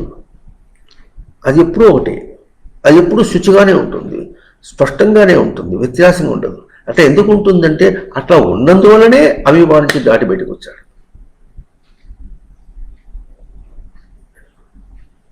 అర్థమవుతుందా? తెర మీద నుంచి సినిమా వేస్తూ పోతుంటే సినిమా వెళ్ళిపోతుంది, జరిగిపోతూ ఉంటుంది, తెర జరిగిపోదు. అది ఎట్లాగో అట్లాగే హీస్ లైక్ తన ప్రమాణం. తెర మ్యాట్రిక్స్ అంటారు. మ్యాట్రిక్స్ అనే పదం మీకు ఇది కూడా తెలియకపోతే ఇప్పుడు చెప్పడానికి ప్రయత్నం చేస్తాను. చూడండి, వెనక ఏది ఆధారంగా ఉండి దాని మీద మనం పోస్ట్ చేసి చూస్తున్నాం, అది మ్యాట్రిక్స్ అంటారు. అంటే ఇప్పుడు తెర మీద సినిమా వేసాం, సినిమాకు తెర మ్యాట్రిక్స్ అంటారు. అంటే ఎట్లా ఉంటుందంటే తెర నల్లగా ఉంటే వేసిన సినిమా కూడా చీకటిగా కనిపిస్తుంది. తెర స్పష్టంగా ఉంటే వేసిన సినిమా స్పష్టంగా తెల్ల కనిపిస్తుంది. మ్యాట్రిక్స్ అనమాట. ఆ మ్యాట్రిక్స్ యొక్క ఎఫెక్ట్ దాని మీద ఇంపోజ్ చేసింది అంటారు, దాని మీద ఆరోపణ చేసింది దాని మీద ఉంటుంది. అట్లాగే మనం బయట ఆరోపణ చేస్తున్నాం, ఏం ఆరోపణ చేస్తున్నా ఇది కూడా గుర్తించాలి. బల్లాని మీద ఏం ఆరోపణ చేస్తున్నాం, బల్లా అనే పదం దానికి తెలుసా, బల్లా రూపం దానికి తెలుసా? ఏమీ లేదు అక్కడ. దాంతో పోల్చుకుని దానికి తెలియదు, తనతో పోల్చుకుని తన స్వరూపమే. అక్కడ బల్ల ఏది ఇప్పుడు? అర్థమవుతుందా? బల్ల అనేటటువంటిది బల్లకు తెలియాలి. మన మనిషిని పరిపాలించామంటే జీవులో జిల్లేడకాయో గుర్తింపు సరిగ్గా ఉండి లేకుండా ఉండి చైతన్య స్వరూపం అయితే ఉంటుంది. అట్లా చైతన్య స్వరూపాన్ని పలికించి నువ్వు అంటే నేను అంటాడు, వెంటనే అంటున్నాడు. ఈ నువ్వు అనే పలకరింపుని ఒప్పుకోవటం లేదు, ఎందుకంటే అది కాదు తాను. వ్యవహారం ఎంత చేసినప్పటికీ కూడా ఈ వ్యవహారాన్ని కాదంటున్నాడు. ఈ కాదనే మాట ఎట్లా ఉంటుంది? పిల్లిని మనం తరివేయడానికి ప్రయత్నం చేస్తే పిల్లి ఏముంటుంది? మ్యా ఉంటుంది.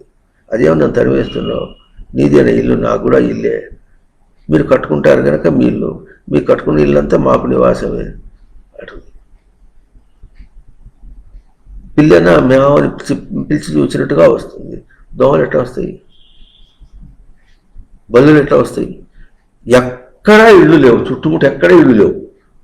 తను ఒక ఇల్లు కట్టుకున్నాడు, దానిలో ఒక బల్లి వచ్చేసింది. ఎటు వచ్చింది? అక్కడి నుంచి చూసింది బల్లి.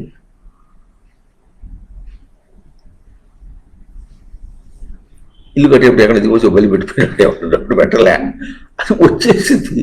అది ఎట్లా వచ్చింది అంటే ఇప్పుడు ఏమైనా అనుభవిస్తున్నావు? ఉనికి అనుభవిస్తున్నావు. ఉనికి యొక్క చైతన్యాన్ని తాను చలనం అనుకుంటున్నాడు.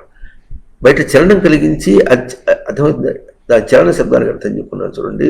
ఈ దేహాన్ని అద్దం ముందు పెడితే అక్కడ ప్రతిబింబం కనిపిస్తుంది. ఆ ప్రతిబింబాన్ని నేనట్ట అనుకుంటున్నాడు. అట్లాగే తన చైతన్యాన్ని బయట కదలికగా ఇచ్చి చలనంగా చూస్తున్నాడు. ఇందా చెప్పుకున్నా. ఎట్లాగో బుద్ధి ఏం చేస్తుంది? బుద్ధి తన భావం చేత తన అభౌతిక స్వరూపాన్ని ప్రయోగం చేసి చెయ్యి ఆడించింది. మనం ఏం చేస్తున్నాం? చెయ్యి ఆడటాన్ని చూస్తున్నాం కానీ చలనాన్ని చూడటం లేదు. అర్థమవుతుందా లేదా? కర్ర పట్టుకున్నానంటాడు కానీ నీ పట్టును పట్టుకున్నావా, కర్రను పట్టుకున్నావా? స్పష్టంగా ఈ మాట ఇప్పుడు కొన్ని సంవత్సరాలు చెప్పుకుంటున్నావా? కర్రను పట్టుకున్నానంటున్నాడు. కర్ర బయట ఆబ్జెక్ట్, పట్టుకున్నాను తన స్వరూపం. పట్టుకున్నానన్నప్పుడు పట్టు తెలియాలా, కర్ర తెలియాలనా? తన పట్టు అనేది కర్ర మీద ప్రయోగం చేశాడు. చేసినప్పుడు తనకు తన పట్టు తెలుస్తుంది. వదిలేసినా తన పట్టు తన దగ్గరే ఉంది. ఇది ప్రయోగం. ప్రయోగం అంటే ఎక్స్పెరిమెంట్. తనకు తన పట్టు తెలుస్తుంది. ఇప్పుడు కర్ర ఎక్కడి నుంచి వచ్చింది? కర్ర నువ్వే కర్ర పలకదేంది దుప్పదగా, నిన్నే అడిగింది, నేను పిలుస్తున్నా, వినిపిస్తుందా? కర్ర అంటే పలకదు. దానికి ఏం తెలియదు. దానికి ఏ రూపం తెలియదు. ఇంకో విషయం తెలిసిన తెలియదు కనుకనే ప్రమాణం నీకు. ఇది ఒక గొప్ప ప్రిన్సిపల్. ఏదో చెప్పుకున్నాం, వెక్టర్ అనాలిసిస్ అని మ్యాథమెటిక్స్లో ఒక సబ్జెక్ట్ ఉంటుంది. దానిలో given number of vectors, vectors అంటే వేగాలు అనమాట, ఎన్నో వేగాలు ఉన్నాయి. దాని గురించి చదవాలంటే ఎట్లా చదువుతాం మనం? అన్నీ సాపేక్షకమే కనుక ఇప్పుడు ఏం చేస్తాం, ఒకదాంతో పోల్చి అది అంత వేగంగా ఉంది, ఇంత వేగంగా ఉంది అని చెప్పాలి. అట్లాగే తాను ఏదన్నా చేసినప్పటికీ కూడా, ప్రయోగం చేసినప్పటికీ సృష్టి ఏం చేసిందంటే, ప్రయోగం చేయడానికి ముందు బయటగా ఏమిచ్చింది, జడమైన పదార్థములు ఎందుకు ప్రయోగం చూపించింది. అప్పుడు ఏమవుతుంది, దీనికి ఇక్కడ భాష నగరాలు లేవు, మనం చేసే నగరాలు దీనికి లేవు, నగరాలన్నీ మనకే ఉన్నాయి. అప్పుడు ఏమొస్తుంది, దాని మీద ప్రయోగం చేసినప్పుడు నగరి ఏమి లేవు ఉంటుంది, అంత నీదే అంటుంది. అప్పుడు మనం ఏం చేసి వచ్చినట్టు ఒప్పుకోవాల్సిందే.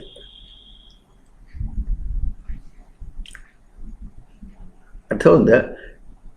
ఇది మేడ్ స్టిల్ జడం, దీన్ని జడం చేసి ఇప్పుడు నీ చైతన్యం గురించి మాట్లాడు. ఇది కదిలిస్తే కదిలింది, ఇది చలనం. చలనం దేనివల్ల వచ్చింది, చైతన్యమును ఆరోపణ చేసినందువల్ల కదలిక వచ్చింది. ఆరోపణ ఇది, ఎందుకంటే దీని కదలట్లేదు, ఇది చైతన్యంలాగా, ఇది కదలటం చైతన్యంలాగా లేదు. చైతన్యం ఎట్లా ఉంటుంది, తనలో తాను గుర్తింపుగా ఉంటుంది, అట్లా దీనిలో లేదు. ఇది చలనం, ఇది భ్రాంతి అన్నారు. అందువల్ల ఇది భ్రాంతి. ఈ భ్రాంతి స్వరూపాలని ఇది మనం ప్రయోగం చేసినప్పటికీ, ఇది భ్రాంతి స్వరూపమైనప్పటికీ కూడా, చలనమైనప్పటికీ కూడా ఏం చూస్తున్నాడు, ఎట్లాగైతే భ్రాంతితో అయినా అద్దంలో ఉన్నటువంటిది తన రూపాన్ని గుర్తిస్తున్నాడు కానీ తన రూపం కంటే వేరుగా చూపించట్లే. ఎట్లా చూపిస్తున్నాడు, దానికి రెండు చూపిస్తున్నాడు. ఒకటి తను గుర్తిస్తున్నాడు, నేను అని గుర్తిస్తున్నాడు.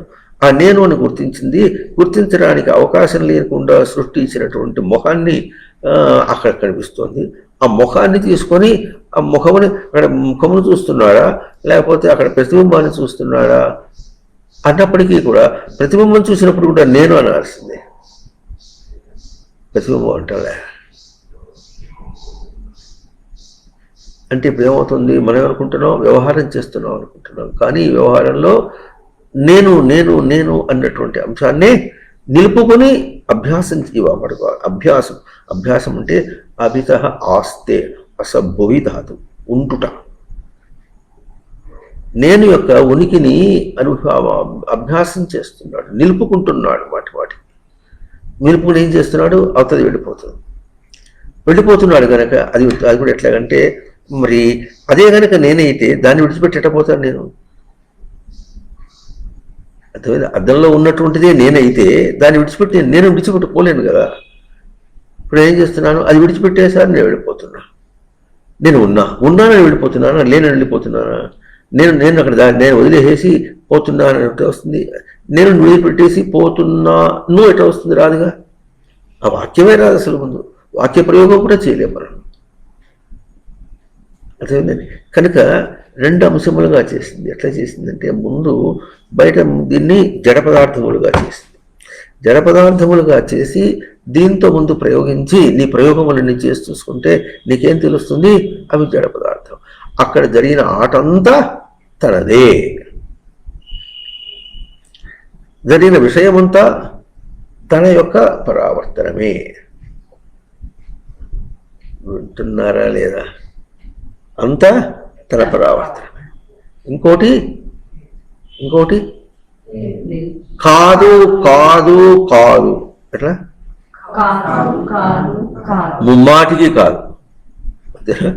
ముమ్మాటికి అంటే చెప్పినట్టు హ్యాట్రిక్, ముమ్మాటికి కాదు తెలిసిపోయింది. ఇప్పుడు దీన్ని ప్రయోగం చేసిన కర్రాటే పలకలేదు, కానీ వ్యవహారం చేశాం. ఎట్లా చేశాం, తన ప్రయోగం. ఎందుకు చేశాడు అంటే, తనను తాను తన స్థానంలో గుర్తించడం చేతగాక తన్ని బయట ప్రయోగం చూసుకుందా ఉన్నాడు.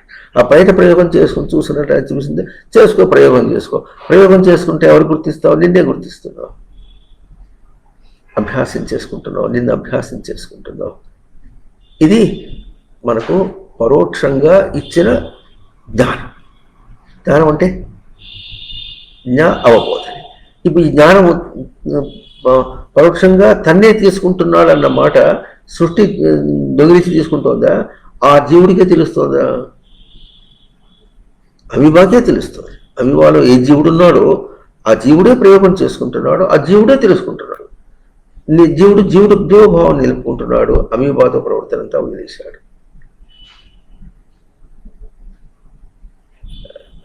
అర్థమవుతుందా? అమీబాతో ప్రవర్తన వదిలేశాడు. తన ప్రవర్తన కాదది. అది ఇట్లా సంచలనం యొక్క ప్రవర్తన, భ్రాంతి ప్రవర్తన, బయట ఆరోపణ చేసినటువంటి ప్రవర్తన. అది కాదు అని ఎట్లా అంటున్నాడు? నోటితో చెప్పడం కాదు. నోటితో చెప్పడం అంటే నువ్వు చెప్పావు నేను చెప్పాను అర్థం కాదు. హియర్సే కాదు, ఎట్లా ఆచరించమని చెప్తున్నాడు.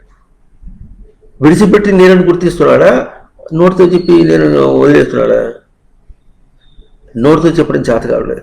ఎరుక లేకపోయినప్పటికీ, తను తెలియకపోయినప్పుడు కూడా, గుర్తించలేకపోయినప్పుడు కూడా కార్యరూపంలో సిద్ధింప చేసుకున్నాడు. కార్యరూపంలో సిద్ధింప చేసుకున్నాడు. ఏమి ఉనికి ప్రాణధారణ అంటే ఏమిటో ఉనికి చేసుకున్నాడు, గుర్తించుకున్నాడు. ఇది సిద్ధించింది, తనకు జీవము సిద్ధించింది, ఆ బయటది సిద్ధించలేదు. ఎంత దాకా చివరికి ఇద్దరు పోటీ పడితే ఎట్లా చేశాడంటే, ఆ పోటీ సిద్ధింప చేయడానికి అడ్డం వస్తున్నటువంటి దేహాన్ని విడిచాడు కానీ తను విడవలేదు. అది అంత concrete. Result is that concrete, అంత స్పష్టమైనటువంటిది. అర్థమవుతుందా? ఇది ఒక ప్రయోగం. అంటే ఇప్పుడు ఇట్లా తన ప్రయోగము జడ పదార్థములు ఎందు ప్రయోగము బయటంతా కూడా. ఇంకోటి ఏం చేస్తాడు? తనకే కల్పించుకుంటున్నటువంటి పరాప్రకృతి చూసారా? అదే అపరాప్రకృతి. పాలన దానికేం లేదు, తనే పాలన. పరాప్రకృతి అంటే తన దేహమందు ఇందాక ఆకలి వచ్చి దేహం కూడా జడమే. అంటే ఇప్పుడు ఇది మరి జడ పదార్థములందు ప్రయోగం చేశాడా, చైతన్య పదార్థములందు ప్రయోగం చేశాడా, చలన పదార్థములందు ప్రయోగం చేశాడా? సృష్టిలో చలన పదార్థం అనేది లేదు. సృష్టిలో చలనం అనేది లేదు. Stand still. అంతా భౌతిక ప్రకృతి. ఫిజికల్. దాని మీద ప్రయోగం ఎట్లా ఉంటుందో చూసుకుందాం. కానీ అది సంచలనం కలిగినప్పుడు కూడా తను కలిగించి తన చైతన్యమే అక్కడ సంచలనంగా కనిపిస్తుంది. కనుక సంచలనం అనేటటువంటిది సృష్టిలో పదం లేదు. ఈ భౌతికంగా ఉన్నట్టుగా మనం తోచినప్పటికీ కూడా, భ్రాంతి స్వరూపంగా ఉన్నట్టుగా తోచినప్పటికీ కూడా దృష్టి జ్ఞానమయం కృత్వా పశ్యేత్ బ్రహ్మమయం జగత్. దీన్ని ఈ విధంగా విచారణ చేసినప్పుడు దీన్ని పట్టుకునే కదా, దీన్ని పట్టుకొని దాన్ని వెళ్ళాడి దానిలో మునిగి చచ్చానా, లేక నన్ను గుర్తించి అభ్యాసం చేసుకుని నేను ఎదిగానా? ఎప్పటికైనా తనకు ఈ ప్రశ్న రావాలి. ఇది పరిప్రశ్న. వచ్చేదాకా వీడిని కాపాడుతూ వచ్చింది. ఎట్లా మనిషి అయినాడు, సామాన్య సాధకుడైనాడు. వీడు చివరి దాకా వెళ్ళేదాకా, ఎంత దాకా వెళుతున్నాడో అంతదాకా కూడా వాడిని కాపాడి. అవునా? మరి ఈ ప్రయోగం చేసినప్పుడు ఎట్లా ఉంటుంది? మరి తన దేహం మీద ప్రయోగం చేస్తే ఇది కూడా భౌతిక శరీరం. అవతల వాళ్ళ దాంతో చేస్తే భార్యకి రోగం వచ్చిందో, తనకు రోగం వచ్చింది, ఎట్లా భార్య రోగం వచ్చింది, పిల్లల రోగం వచ్చింది, బంధువుల రోగం వచ్చింది, ఆనవాళ్ళకి వచ్చింది, తల్లికి వచ్చింది, ఏదో అనుకుంటున్నాం. ఏమొచ్చినప్పుడు ఆ ప్రయోగం అంతా ఎట్లా ఉంది? దేహానికే రోగం, మార్పు వచ్చింది దేహానికే కదా. తన ఎట్లా చదువుతున్నాడో అక్కడ ఎట్లా. ఇప్పుడు అక్కడ ఆ దేహాన్ని అటెండ్ అవుతున్నాడా, అమ్మని అటెండ్ అవుతున్నాడా?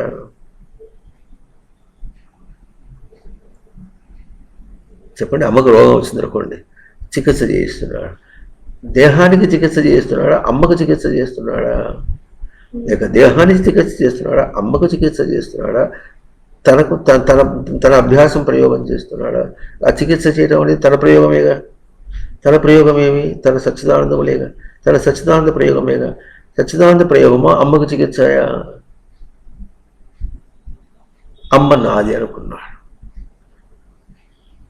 అవునా? అంటే ఇప్పుడు ఏంటి? నాది అంటే నేను యొక్క అంశం అక్కడ ప్రయోగం చేశాడు.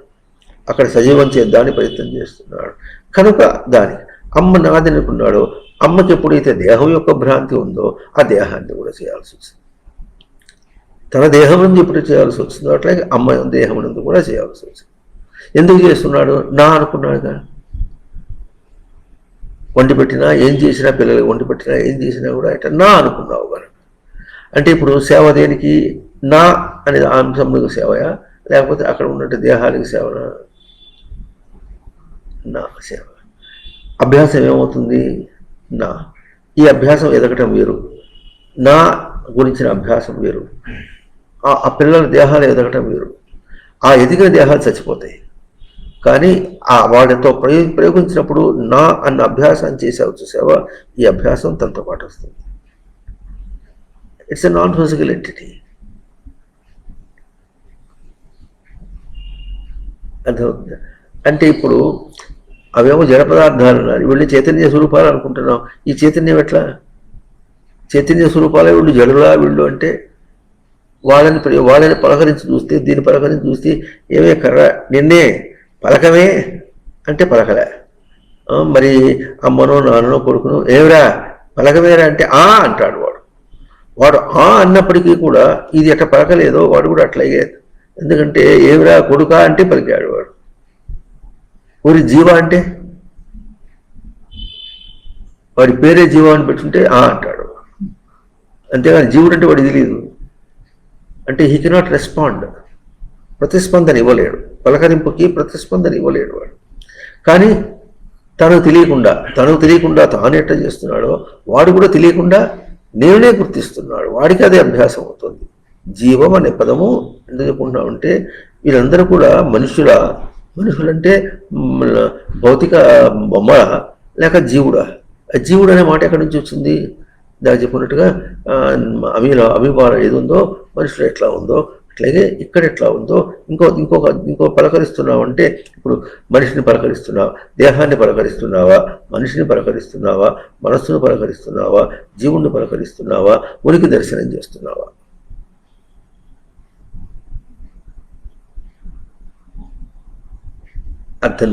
అర్థం చెప్పుకున్నప్పుడు ఉనికినే దర్శనం చేస్తున్నాడు. ఎట్లా అవుతుందంటే పలకరించినప్పుడు మనం అనుకుంటున్నాం అవతల దేహాన్ని పలకరించాలి.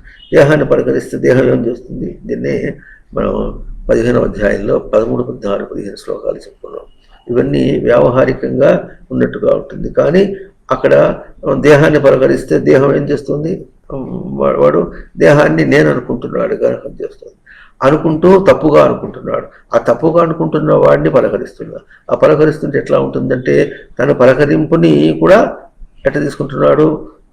బయట కర్రను పలకరించినట్టుగా తీసుకుని ఏమంటున్నాడు? ఆ అంటున్నాడు. వాడు ఆ అని సమాధానం చెప్పినప్పుడు కూడా ఎవరికి సమాధానం ఇచ్చాడు? ఎవరికి సమాధానం ఇచ్చింది? ఎవరు? నోరా? తను చేసిన ప్రయోగం ఆ సమాధానం ఇచ్చింది. ఆ అని పలకరింది ఎవరు? లోపల చైతన్యమే. అంటే ఇప్పుడు లోపల చైతన్యాన్ని పలకరించి కానీ ఈ భ్రాంతి పలకరింపుకి సమాధానం ఇవ్వలేడు. కడుపులో ఆకలిని గుర్తించాలంటే ఎట్లాగైతే నా ఉనికి తప్ప అంశం తప్ప, ఈ కర్రను గుర్తించాలంటే ఉనికి అంశం తప్ప వేరే ఉపాయం నాకు లేదట్లాగో, అట్లాగే అవతల వాడికి సమాధానం బదులు ఇవ్వాలంటే కూడా అవతల పలకరింపుకు పలకరింపు అనేది కూడా చెప్పుకుంటాను చూడండి. ఒరే వాడు పిలిచాడని మా పలకరింపు పెట్టాలన్నాము, అట్లాగే పొట్ట ఖాళీ అయి పలకరించింది. సమాధానం ఎట్లా ఇచ్చాను నేను? ఉనికితో సమాధానం ఇచ్చాను. ఉనికి గుర్తింపుకి పిలిస్తే పలకడే రావిడు అంటే ఇప్పుడు ఈ భేదం ఎక్కడి నుంచి వచ్చింది? పిలిస్తే పలకాలి అని అనుకున్నాడు. ఎవరు పలకాలి? ఎవరిని పిలిచావు వాడు పలకాలి. అంతేనా? నువ్వు ఎవరిని పిలిచావు? దేహాన్ని పిలిస్తే దేహం ఎట్ట పలుకుతుంది?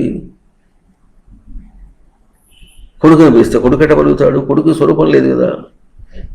నా కొడుకు అక్కడేముంది? వాడు జీవుడు. వాడు నువ్వు పిలిచిందేమో కొడుకు దేహాన్ని, కొడుకు నేను, వాడేమో జీవుడు పలకాలంటే వాడు కూడా జీవుడుగా పలుకుతున్నాడు. పలికితే ఏమవుతుంది? వాడు పలికింది నువ్వు పిలిచావు, వాడు పలికాడు. కానీ వాడు నీకు దక్కలే, నువ్వు వాడికి దక్కలే. వ్యవహారం బొమ్మైపోయింది. వాడు గుర్తించవలసింది ఏమిటి? ఇప్పుడు ఈ పిలుపు పలకరించినప్పుడు ఏం చెప్పాడు? వాడు పలకరిస్తే నేను పలకాలి అంటే ఎట్లా? నేను నా ఉనికితో నా చైతన్య కర్రను పలకరించాలంటే ఎట్లాగో అట్లాగే ఆ పిలుపుకి సమాధానం ఇవ్వాలన్నా నా ఉనికితోనే నేను సమాధానం ఇవ్వాలి. దాన్ని చైతన్యవంతం చేసుకుని చేయాలి. ఎట్టాగో అట్లాగే వాడు కూడా అట్లాగే వాడు పలికాడన్నప్పుడు వెంటనే జీవుడు పలికాడు, ఆత్మ పలికింది, ఉనికి పలికింది అని గుర్తించట్లేదు. నువ్వు పలికేది అదే. అర్థమవుతుందా? కేవలమైనటువంటి జడమైనటువంటి పదార్థములు బయట పదార్థములతో పలకరించడం ఎక్స్పెరిమెంట్ ప్రయోగములకి తనతో ప్రయోగానికి తనలాంటి జీవుడు చరప్రాణులు అన్నారు. చరప్రాణులతో ప్రయోగం అనేటటువంటిది వేరు. అవునా? అవి ఎట్లా ఉంటాయి? ఓ 2 నిదర్శనాలు చెప్పుకోవడానికి ప్రయత్నం చేద్దాం. ఇప్పుడు అవి ఎట్లా ఉంటాయి అంటే అభ్యాసం చేయిస్తున్నాయని చెప్పాం. అవి ఏం అభ్యాసం చేయిస్తున్నాయంటే తాను తన భ్రాంతి ఎన్ని రూపాల్లో ఉంటుందో అన్ని రూపాల్లో అభ్యాసం చేయిస్తుంది. ఉదాహరణకి ముక్కు చీదాడు అనుకోండి. ముక్కు చీతి ఏమైంది?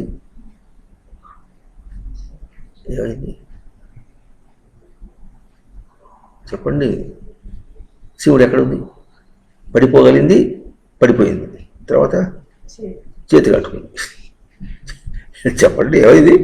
చేతి కట్టుకుంది. చేతి కట్టుకుంటే ఇప్పుడు ఏం చేయాలి? ఎందుకు కట్టుకోవాలి? ఎందుకు కడుక్కోవాలి? ఏం అభ్యాసం అక్కడ? తను కాని పరపదార్థం తను కట్టుకుంటే అంటుకోవాలి, తను చీకట్టుకోవాలి. తన దేహంలోంచే వచ్చింది. తను కానిది తనకు అంటుకుంటే వెంటనే సెన్స్ వచ్చేసింది. అది కూడా భౌతికమే. అంటే ఇప్పుడు ఏం అభ్యాసం చేయించింది? ఆత్మానాత్మ వివేకమునే అభ్యాసం చేయించింది. ఇది పరోక్ష జ్ఞానం. ఎంత పక్కడబందిగా ఉంచుండే, అంత గట్టిగా ఉందో. కానీ తనకు తెలియదు. ఎందుకు తెలియదు? తను ఏమనుకుంటున్నాడు? శివుడి ఒంటింట పూసుకుంటే ఎట్లా ఉంటుంది? ఏముంటుంది? ఒళ్ళేగా, దేహమేగా. పూసుకుంటే ఏమవుతుంది? అది నేను పూసుకోకూడదు, దేహాన్ని పూసుకోకూడదా, నేను పూసుకోకూడదా? అక్కడికక్కడే.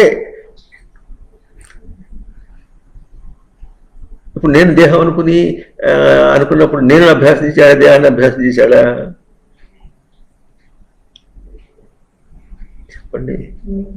నేనే అభ్యాసం చేశాడు, దేహాన్ని అభ్యాసం చేయలే. ఇది తనకంటే వేరేంది. అర్థమైందా?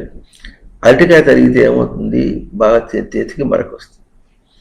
బీట్రూట్ తరిగితే అది వేరే మరక. అంతేనా? ఇది మరక వేరు, ఆ మరక వేరు. ఈ మరకతో అరటికాయ మరక తీసేయాలంటే ఏం చేయాలి? ఒక్కొక్కప్పుడు వేళ్ళని కింద రాయికేసి కుట్టుకోవాల్సి ఉంటుంది. అది పోదు. లేకపోతే ఇంకోటి తగిలి వేరే దాన్ని తగిలి అది పోవాలి. బీట్రూట్ ఎట్లా ఉంటుంది? కడిగితే విధంగా పోతుంది. అంతేనా? దోసకాయ తరిగితే జిగురు అంటుకుంటుంది. అది మామూలు సబ్బేసి ఉడితే పోదు. సబ్బేసి ఉంటే మళ్ళీ ఇట్లంటే మళ్ళీ గమ్మట్టుకున్నట్టు మళ్ళీ అంటుకుంటుంది. అంటే ఏమర్థమైంది? ఇప్పుడు దోసకాయ తరిగావా, అరటికాయ తరిగావా? అంటుకోవటం అంటే ఎట్లా ఉంటుందో అభ్యాసం చేసాం.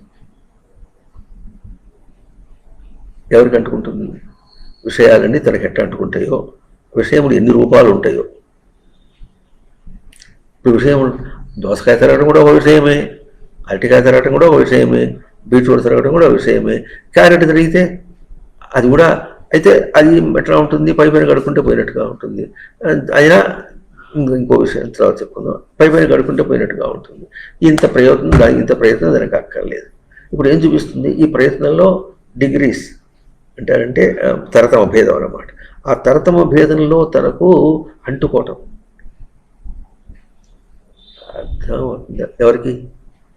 బయట ప్రయోగంలో నేను ఏమంటుకుంటుంది? అర్థమైందా? దానిలో అంటుకుంటే ఏం చేయాలి? వదిలించుకుంటున్నావు. ఎట్లా వదిలించుకుంటున్నావు? తరతమ భేదంతో ఏది బాగా అంటుకుంటుంటే ఏం చేయాలో బాగా దాని ప్రయత్నం చేసి తీసేస్తున్నావు.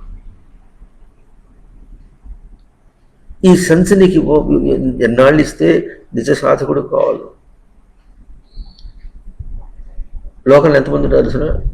ఇక్కడ తడిగేసి ఇది కూడా ఒక విషయం చెప్పుకుంటాం. క్యారెట్ తరిగినప్పుడు కూడా ఎందుకో కరివేపాకు తరిగినప్పుడు కూడా ఆక్సిడేషన్ వస్తుంది. మీరు ఎప్పుడన్నా కత్తిపేటకి కూర జరిగిన తర్వాత కత్తిపేట కడుగుతారా? ఎట్లా కడుగుతారు? నీళ్ళు పోసి కడుగుతారా? జిడ్డు ఉంటే సబ్బుడి కడతారు, లేకపోతే కథం. కత్తిపేట జిడ్డే ఉంటుంది. ఆ జిడ్డు అంటారు, దాన్ని చొంగ అంటారు మామూలుగా. అది ఆక్సిడేషన్ అంటే వాతావరణంలో ఉన్న ఆక్సిజన్తో ఈ తరిగినటువంటి దాని జిగురు ఉంటుంది కదా, ఆ జిగురు ఆక్సిజన్ అది కలిపి ఆక్సైడ్ తయారు, అది మురుగు అవుతుంది. అట్టగే పెట్టేసాం అనుకోండి, మళ్ళీ ఇంక మాట తెలియనప్పుడు ఆ మురుగు దానికి పడుతుంది. అవునా? మరి ఆ మురుగు అయితే ఇప్పుడు దాన్ని ఎట్లా చేయాలి? ఇప్పుడు కడగాలి. కడిగితే నీళ్ళ పెట్టి కడిగారు అనుకోండి, అది నీళ్ళతో పోదే. నీకు అంటుకున్నది నీళ్ళలో పెట్టపోలేదో కత్తిపడి కంటితే పోదుగా. మరి ఏం చేస్తాను? నీళ్ళతో కడిగేసి అయిపోతే ఎట్ట పోతుంది? సబ్బు పెట్టి కడగాలి. సబ్బు పెట్టి కడిగితే సబ్బుతో ఎట్ట కడగాలి? పీచేసి కడగాలి. ఇట్లా కడిగాం కాదు, అంచు మీద కడగద్దు. అక్కడే కదా ఇది అంచు మీద కడగచ్చు. మీకు తెలిసిన పెయింట్ వేసేవాళ్ళు ఎట్టుంటారు, ఈ బార్డర్ ఉంటే ఏం చేస్తాడు? బ్రష్ ఇట్లా పెట్టి వేస్తాడు. ఇట్లా బార్డర్ ఉంటే బ్రష్ ఇట్లా పెట్టి వేస్తుంటాడు. ఇక్కడ రాదు. అట్లా వేస్తారో అట్లాగే కత్తి అంచు మీద కొంచెం కడగాలి అంటే బ్రష్ పెట్టి ఇట్లా తోవచ్చు, సబ్బు పెట్టి తోవాలి. అది ఇట్ట చేసినప్పుడు ఇట్టినాడు మళ్ళీ ఇటు వచ్చేటప్పటికి ఆ అంచమును కూడా అంచు మీద పెట్టి తోవాల్సిన అవసరం లేదు. అది కాకుండా చేయదు, వదిలేయకూడదు. మరి వరుసనే కూరలు తరుకుంటూ పోతున్నావు అంటే కంటిన్యూటీ ఉంది, మురుగు కాదు. అర్థమవుతుంది? అంటే ఇప్పుడు ఏం అభ్యాసం చేయించింది? మురుగు తీసేయాలి. మన ప్రయోగంలో మురుగు జరుగుతుంది. వింటున్నారా? ప్రయోగంలో మురుగు అవుతుంది, దాని అభ్యాసం. మూతి ఎందుకు కడుక్కోవాలి? కాసేపు తర్వాత మళ్ళీ ఒకసారి నాకితే సరిపోతుంది, మళ్ళీ అంటే సరిపోతుంది. అంటే తీపి తిన్నది రాదా? అయిపోయింది. అది లోపలికి వెళ్ళిపోయినప్పుడు దాని కోర్సు వేరు మళ్ళీ. అంటే దానికి ఆ ఫ్లూయిడిటీ అని ఎట్లా అంటామో అట్లాగే దానికి ఆ జీవం నిలుపుతాం అనమాట. ఆ జీవం నిలిపితే జీర్ణశక్తిలో అది మార్పు అధ్వానం వెళ్ళుకుంటుంది. కానీ మూతి మీద ఉన్నది ఎట్లా ఉంటుంది? మళ్ళీ వెంటనే అది ఆక్సిడేషన్, ప్రతిదీ ఆక్సిడేషనే. ఇప్పుడు వైరస్ ఎట్లా అంటున్నారు, కరోనా వైరస్ ఎట్లా అంటున్నారా? దాని మీద కరోనా ఉంటే ఎట్లా ఉంటుందో, దాని మీద ముట్టుకుంటే ఎట్లా అవుతుందో, అట్లాగే చేతి కూడా ఆక్సిడేషనే. దేహం మీద చెమట ఎట్లా వస్తుందో చేతి మీద ఆక్సిడేషన్. ఆ చెమటను ఆక్సైడ్, ఆక్సిజన్లో ఉన్నటువంటి వాయువులో ఉన్నటువంటి ఆక్సిజన్ కలిపి ఆక్సైడ్ అవుతుంది, మురుగు అవుతుంది. ఇప్పుడు కరోనా వైరస్ అని చెప్పేటప్పటికి 2 చేతులు పెట్టుకుంటున్నారు, కానీ లేకపోతే ఏం చేస్తారు? అదే చేతులు తీసుకెళ్ళి అన్నం కూడా వడ్డిస్తారు. అన్నం వడ్డించినప్పుడు చేత్తో అన్నం వడ్డించేసి గుడ్డ తుడుచుకునే వాళ్ళు కూడా ఉన్నారు.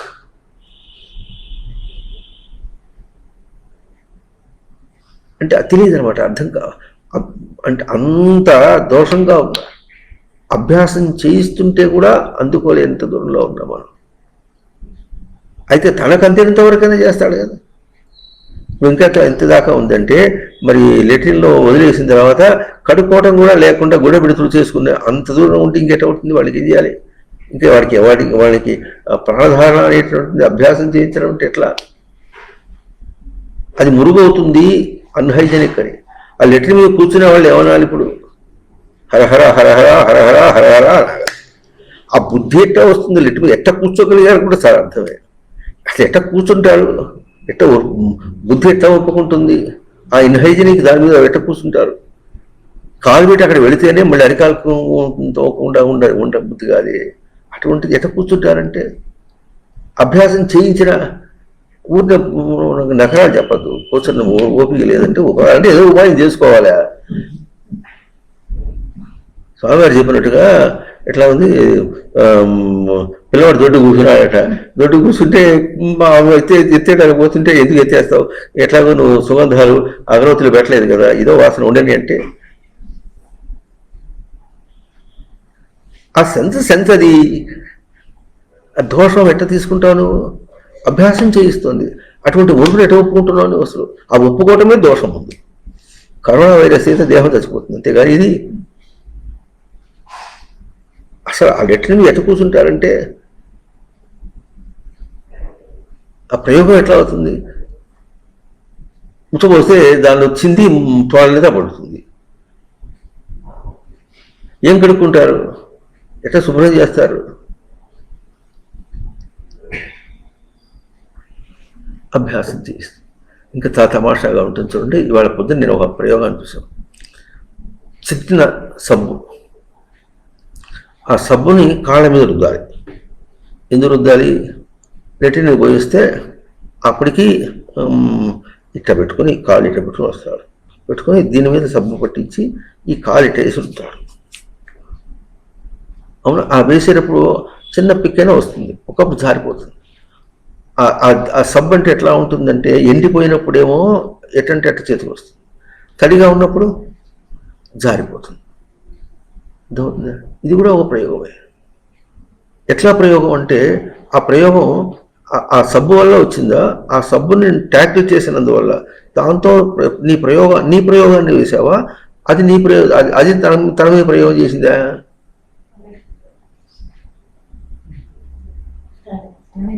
తనే దానిపై అంటే ఇప్పుడు అనుభవం ఎవరికి వస్తుంది? తనే ప్రయోగం చేశాడు, తన ఉనికినే ప్రయోగం చేశాడు. ఆ ఉనికిని ఎక్కడ ప్రయోగం చేశాడంటే అట్లా జారిపోయే దాని మీద. అంటే ఇప్పుడు అట్లాగే తను ఆత్మస్వరూపుడై ఉండి విషయాల్లో ప్రవర్తించేటప్పుడు జారిపోయే దాని ఎందుకు తాను ఎట్లా ప్రయోగం చేయాలి? తను ఎట్లా నిలబెట్టుకోవాలి?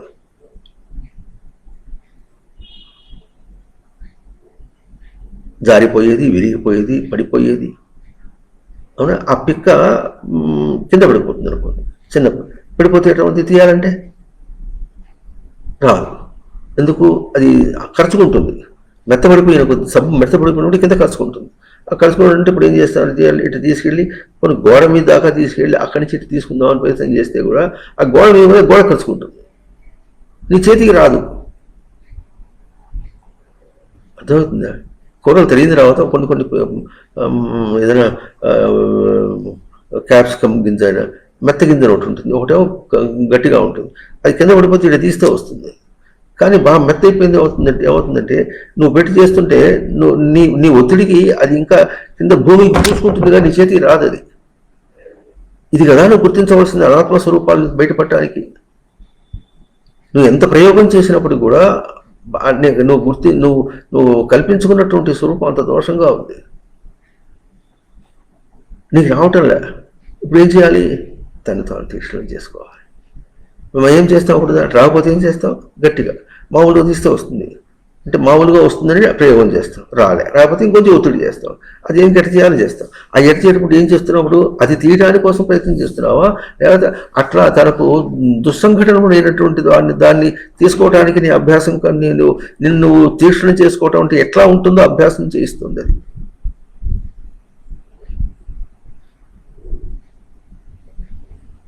అవునా? చేతికి వస్తే మనకు సంతోషం, అది చేతికి వచ్చిందని సంతోషమా? నీ ప్రయోగం నువ్వు గుర్తించినందుకు సంతోషం అవుతుందా?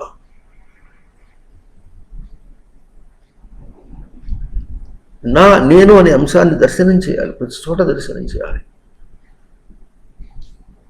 ఇది పరోక్ష జ్ఞానం. ఇది అవబోధనే తనకు చేర్చుతుంది, పాలనను తనకు చేర్చుతుంది పరోక్ష జ్ఞానం అంటే. అక్కడ తన పాలన జరుగుతుంది, తన పాలన తనకు చేర్చుతుంది. ఇది పరోక్ష జ్ఞానం. చేర్చుతున్నప్పటికీ తను గుర్తించడం లేదు. ఈ మొండివాడిని ఏం చేయాలి? నెట్టిన మీద కూర్చోవద్దని చెప్తేనే అర్థం కాదు, మీసం తీసేయమంటే అర్థం కాదు. అమ్మ మీసం పోతేట ఒకసారి ప్రత్యక్షంగా గూగుల్లో కొట్టి Britain youth, American youth, France youth, Spain youth అందరినీ కొట్టు, ఎవరికి మీసం లేదు. ఇండియన్ యూత్ అందరికీ మీసం, ఉన్నవాడు లేనివాడు. ఆ మీసంలో ఏమందం ఉంది? వద్దని చెప్పేది ఒక భారతదేశమే, ఆచరించింది ఒక భారతదేశమే అని చూపించినప్పుడు కూడా అమ్మ మీసం తీసేస్తే ఒకడేమంటాడంటే మామూలుగా పుట్టింటి లేచిపోతానంది అంటాడు. తన మీసం తీస్తే పుట్టింటి లేచిపోతుందట. ఇక్కడ ఏమంటాడు, తీసేస్తే మామిడి పొట్ల దెబ్బలాడికి వచ్చింది అంటాడు. దెబ్బలాడికి వచ్చి ఏం చేస్తుంది, ఆ కింద ఊడిపోయినటువంటి మీసానికి అంటించిందా, అంటించిందా, ఏది లేదు. ఇంకోటి ఏమంటాడు, అమ్మ మా చెల్లెళ్ళు ఊరుకోరు, ఇప్పటికే చాలా కష్టంగా ఉంది అంటాడు. నువ్వు మీసం పెట్టుకోవాలి, అది పెట్టుకోవాలి, పెళ్లి చేసుకోవాలి, మేటది వస్తున్నావు, ఉన్నోడు సావాలి సంసారంలో, అప్పుడు కదా మా తృప్తి. ఇటువంటి చెల్లెలు చాలా మంది ఉన్నారు. ఇంకా పైగా ఎప్పుడు మాట్లాడు ఏముంది, ఎంత చూసా అంతేగా, ఎంత చెప్పుడు మఠాలు బట్టి ఏడుకుంటే ఏమవుతుంది. ఏదైనా పెళ్లి చేసుకుని మా ముద్దు ముచ్చట వదిన పిల్లలు వస్తుంటే మేము వచ్చిపోవటం బావటం, ఇట్లా మాట్లాడే వాళ్ళకి పరోక్ష జ్ఞానం ఎట్టితే అర్థమవుతుంది, సృష్టి ఎంత అర్థమవుతుందా? ఒక ప్రశ్న వేసుకుంటున్నావు, నువ్వు ఏం తపస్సు చేశావని అమీబా దగ్గర నుంచి ఇప్పుడు మనిషిగా వచ్చావు నువ్వు. మరి చెప్పుకుంటున్నావు అమీబా అనేటటువంటి తన ప్రయోగం, అవునా? అంటే ఇప్పుడు సృష్టి ఏం చేసింది, అమీబాని కల్పించి ఆ ప్రయోగం చేయమన్నదా అని మళ్ళీ ప్రశ్న వేస్తే ఆ ప్రశ్న లేదు, అది కాదు.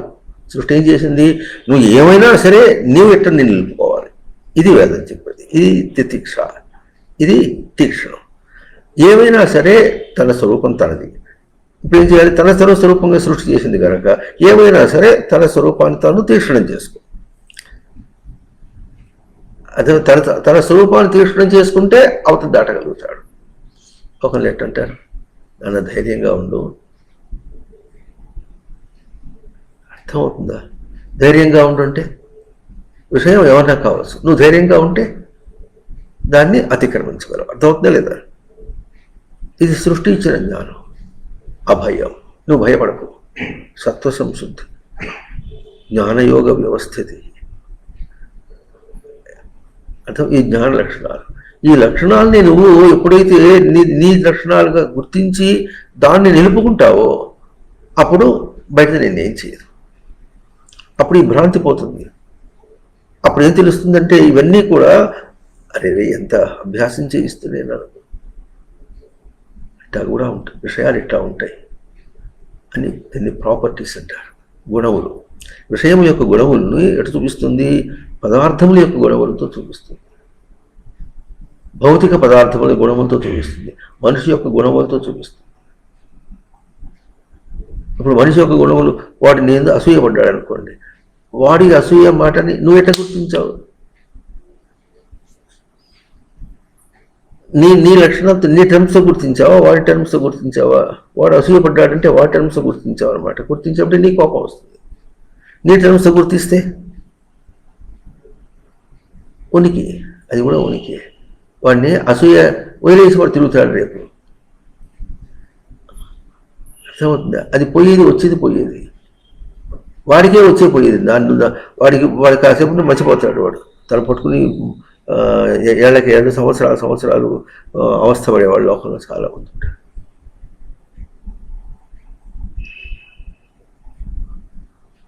అర్థమవుతుందా? ఇది తితిక్ష. అవునా? ఇప్పుడు ఎంత దాకా తీసుకెళ్ళాలి దీన్ని? అపరోక్ష జ్ఞానం దాకా తీసుకెళ్ళాలి. అవునా?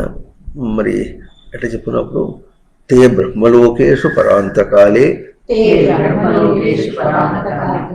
బ్రహ్మలోకేషు పరాంతకాలే పరామృతాత్ పరిముచ్యంతి సర్వే. అవునా? బ్రహ్మలోకేష్ అని పదవాడి అంటే ఎన్ని లోకాలు ఉంటాయి బ్రహ్మలోకములు? బ్రహ్మలోకం ఒకటే, బ్రహ్మగారు ఉండేది అని మనం చూపించారు పురాణాల్లో. మరి బ్రహ్మలోకములు అంటే పురాణం ఏం చూపిస్తుంది? మన అవగాహనకి బయటకు చూపించి, బ్రహ్మం అంటే బ్రహ్మతి వర్ధతి, ఎదుగుట, ఆధ్యాత్మికంగా ఎదుగుట దానికి బ్రహ్మం. ఇప్పుడు ఆధ్యాత్మికంగా ఎదుగుట ఎట్లా అయింది? ఇప్పుడు పరోక్షంగా ఎదిగాడు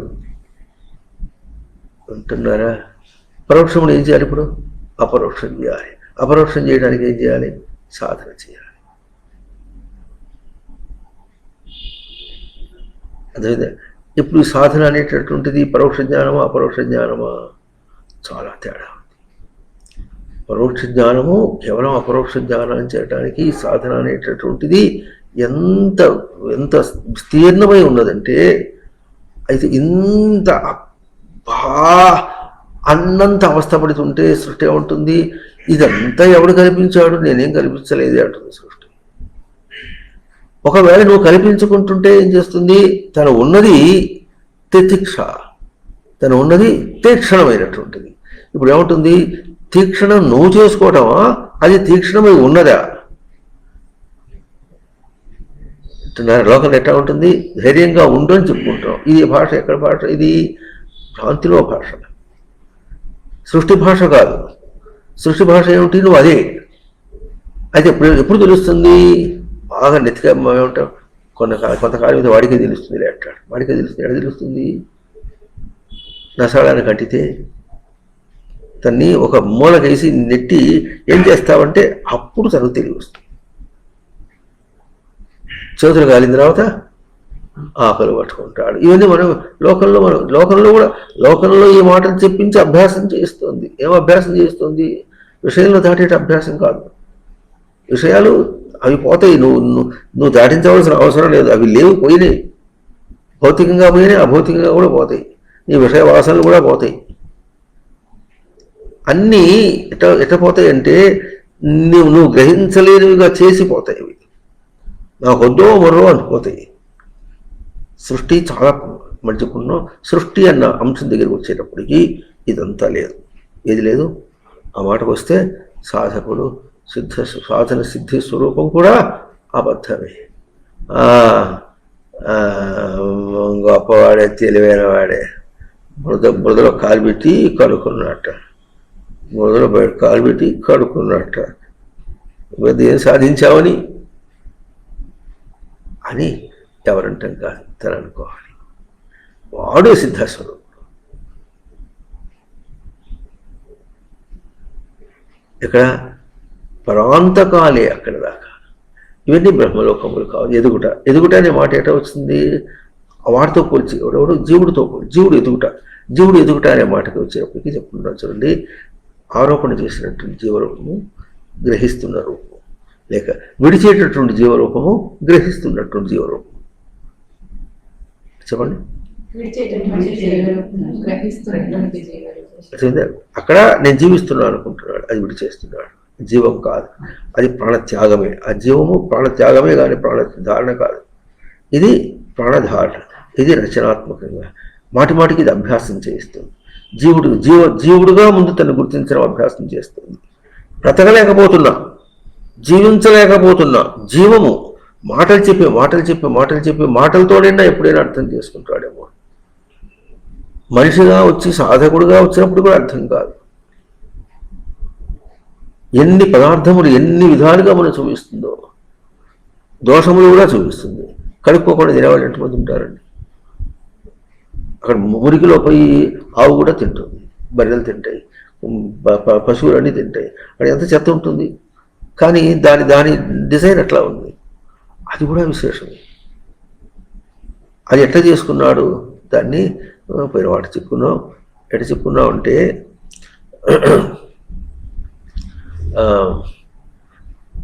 ఉనికి అన్నటువంటి స్వరూపము జారిపడిపోయిందందామా? అది జారిపడిపోతుంది. జీవుడు అదేం జారిపడిపోతుంది? మనం అయితే దాని పొటెన్షియాలిటీ ఎట్లా ఉందంటే దాని సత్తా ఎట్లా ఉందంటే, జారిపడిపోయినప్పటికీ కూడా తన స్వరూపాన్ని అంటుకుని తనకై తాను వచ్చేటట్లుగా. అర్థమవుతుందా? జారిపోయినప్పుడు కూడా తనకై తాను రావాల్సిందే. నిన్ను ఆదరించేవాడు ఎవ్వడు లేడు. ఎవరిని ఆదరించినప్పుడు కూడా ఈ విశేషం ఇప్పుడు ఆలస్యం అయితే ఇంకా వచ్చేవారు కూడా ఇంకా చెప్పుకుందాం. ఎందుకంటే అసలు ముందు జారిపడ్డ ఇంకో విశేషం కూడా చెప్పుకున్నాం. జీవుడు అవిభాగా నుంచి ఎదుక్కుంటూ బ్రహ్మగా వచ్చాడా, ఎదుగు వచ్చాడా, మనిషిగా వచ్చాడా, లేక మనిషిగా ముందు పుట్టి జారిపడిపోయి వెనక్కిపోయి మళ్ళీ వస్తున్నాడా అని ప్రశ్నుకుంటే ఇదంతా భ్రాంతి చలనమే. ఈ ప్రశ్నలన్నీ కూడా భ్రాంతియే, వాస్తవం లేదు. నువ్వు ఎట్లా అనుకుంటే అట్లా. ఇప్పుడు ఏముంటుంది దానికి మన సుమాల్లో కూడా స్వామివారి మంచి ఉపమానం ఉంటుంది. ఎట్లా ఉంటుందంటే 106 డిగ్రీల జ్వరము ఢిల్లీలో పేలుతున్నాడు, డాక్టర్ వచ్చి మందు ఇచ్చిన తర్వాత మందు వేసుకోవాలంటే అసలు నాకు ఈ రోగం ఎందుకు వచ్చింది అది చెప్తే కానీ మందు వేసుకోవాలంటే ఏం చేయాలి? ముందు ఇచ్చిన మందు వేసుకుంటే ఆ రోగం పోతే అప్పుడు నిజం అర్థమవుతుంది. ఇది ఇట్లా జన్మాద్యస్యత అని మంచి సూత్రాలు, బ్రహ్మసూత్రాలు. కనుక ఎట్లా ఉంటుందంటే అనుభవజ్ఞులు ఏం చెప్పారో విని, ఇప్పుడు మన భాష మాట్లాడుకుంటున్నాం, మళ్ళీ చెప్పుకుంటున్నాం. అనుభవజ్ఞులు చెప్పారు మాటలు, ఇవన్నీ మన భాష, ఇది వేదం యొక్క కాదు. అయితే ఇక్కడ ఎట్లా ఉంది? ఇట్లా మనం వ్యవహారం చేస్తూ శ్రవణం చేయటం, వింటున్నాము, అనుభవాలతో తెలుసుకుంటున్నాం, ఇవన్నీ కూడా తను తాను తీర్చడం చేసుకోవడమే. కానీ అతీర్షణం చేసుకోవడం అన్న మాట ఎప్పుడు వస్తుంది? అది గుర్తించి ఆచరించినప్పుడు దాని యొక్క ఎదుగుదల తెలుస్తుంది అన్నమాట. ఆ గుర్తించి ఆచరించడం అనేది పశుపక్షుల యొక్క వాటి తెలియదు, మనిషికైనా తెలియాలి. మనిషికి అర్థం కావట్లేదు. మనస్సుతో మనుగడ మనిషి అయినాడు వాడు, మనస్సుతో మనుగడ కలిగిన వాడు మనిషి. మనస్సుతో మనుగడ అంటే మనస్సు అర్థం కాలేదే. ఎంత బాగా మనస్సుని బాగా విరాళంగా మాట్లాడేస్తున్నాడు, విరివిగా మాట్లాడేస్తున్నాడు. అంటే ఏమిటి? అది ఎట్లుంటుంది? అది ఏమన్నా గబిలాయ రూపం ఉంటుందా, లేకపోతే దెయ్యమా, లేకపోతే మనిషా, ఇట లేకపోతే లోపల ముక్కుచీవులాగా ఉంటుందా? ఎక్కడ ఉంటుంది? బుర్రలో ఎట్లా ఉంటుంది? సైంటిస్టులు కొంతమంది ఇట్స్ ఏ కెమికల్ రియాక్షన్ అంటాడు. కెమికల్ రియాక్షన్ అంటే మాట గప్పించిపోయిన కెమికల్ రియాక్షన్ అంటే వాట్ ఆర్ ది ఇంగ్రీడియంట్స్? ఏమేమి కలిస్తే కెమికల్ రియాక్షన్ అయింది? అక్కడ లోపల సోడియం క్లోరైడ్ ఉంటాయి, మెదడులో 2 ఉంటాయి. ఆ 2 చేసే మనసులు తయారవుతాయండి.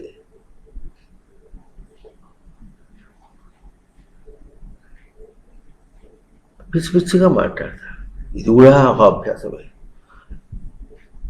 ఎట్లా ఉంటుందంటే మనుషులు మాట్లాడుతుంటే వాళ్ళ బుద్ధులు మనకు అర్థమవుతుంటుంది. అర్థం కావడం ఎట్లా ఉంటుంది? మనతో మనకు మన గ్రహింపుకే పోల్చుకునే అది తప్పని తెలుస్తుంది.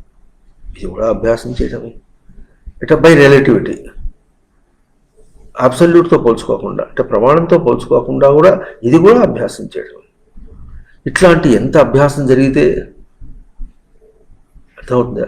నీవు నీ మొహన్ని కనిపించట్లేదు అన్న దాని యొక్క విలువ మనం చెప్తే నిజమైన సాధకుడికి అర్థమవుతుంది. కానీ సామాన్యుడికి తెలిసిపోతుంది, అవును నా మొహం కనిపించట్లేదు, అది నేను కాదంటే నువ్వు చెప్పిన వాక్యం నాకు అర్థమైంది, కానీ దాని యొక్క విలువ సామాన్యుడు గుర్తించలేడు,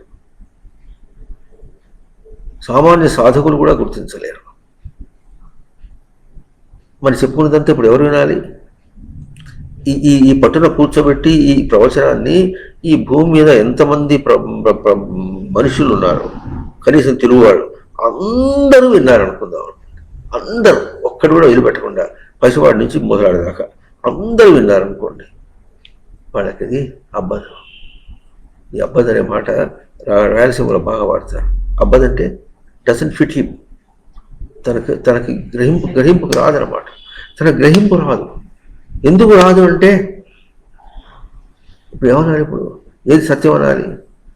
అక్కడ సత్యాసత్యాలు ఎట్లా వస్తాయంటే ఇప్పుడు ఏముంటుంది? శాస్త్రము ఎట్లా వస్తుందంటే ముందు అబ్సల్యూట్నెస్ చెప్పింది. సృష్టి యొక్క స్వరూపంలో మన వ్యవస్థలు ఏమీ లేదు. ఎట్లా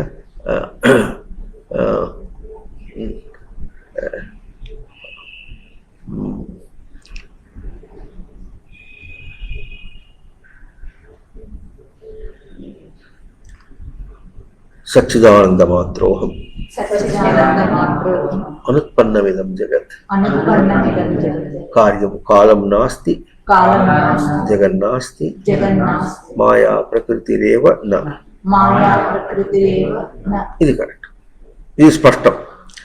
ఇది అందుకోలేకపోతే మనం బయటికి ఎక్కాలంటే మన గోల, ఆ గోల నుంచి ఎట బయటపడాలి అనేటువంటిది మరి వేదం అది కూడా చూపిస్తుంది. ఆ ఎట చూపిస్తోందంటే తను తాను తీర్చడం చేసుకొని అని చూపిస్తుంది. కానీ ఎక్కడికి పోవాలో గుర్తించిపో. మన భాష మళ్ళీ ఎక్కడికి పోవాలో ఏం తెలియకుండా బారిస్టర్ పార్వతీశంలాగా.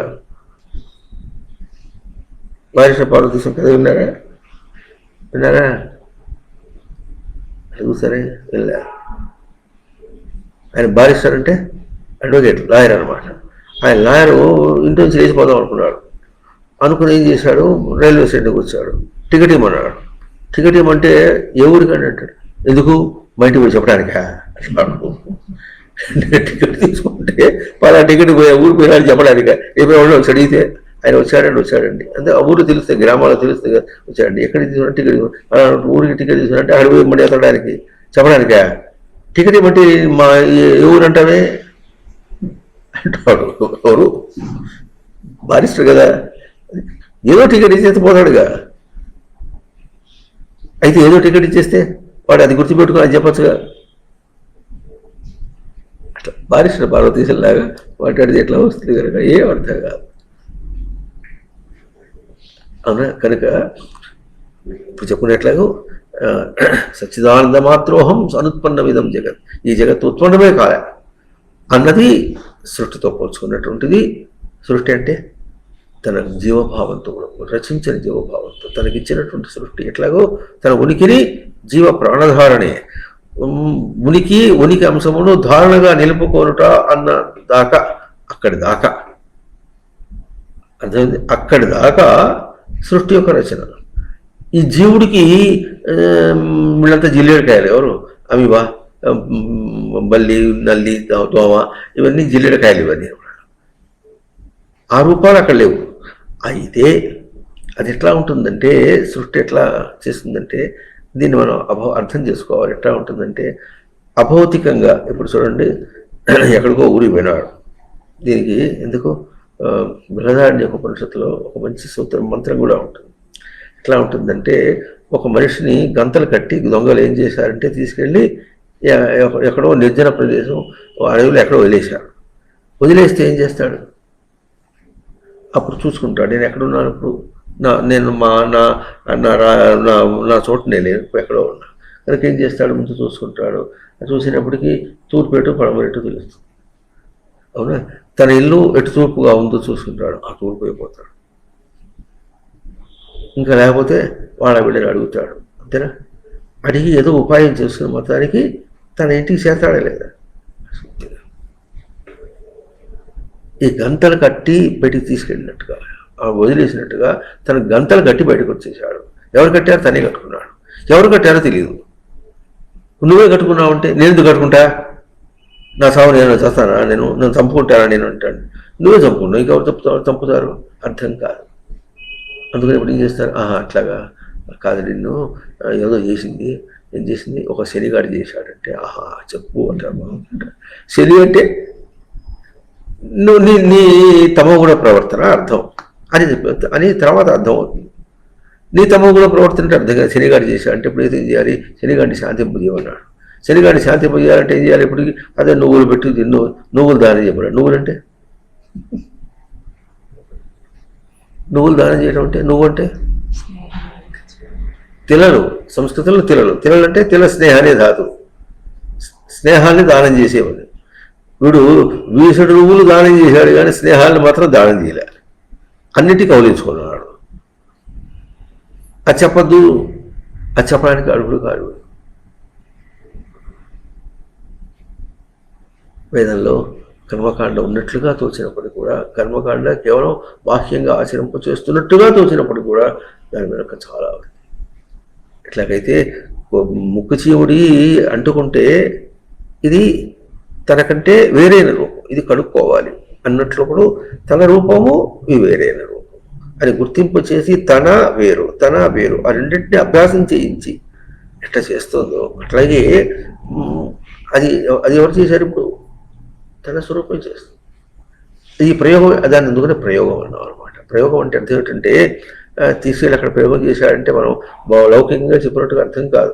తన ఉనికిని అక్కడ పెట్టి చూస్తున్నాడు. చూసేటప్పటికి మనకు తెలిసిపోయింది. అట్లా చూచేటటువంటి విధంగా జీవ ప్రాణధారణే, ప్రాణము ధారణ చేయించింది. జీవుడు చావడంటే అర్థం అది.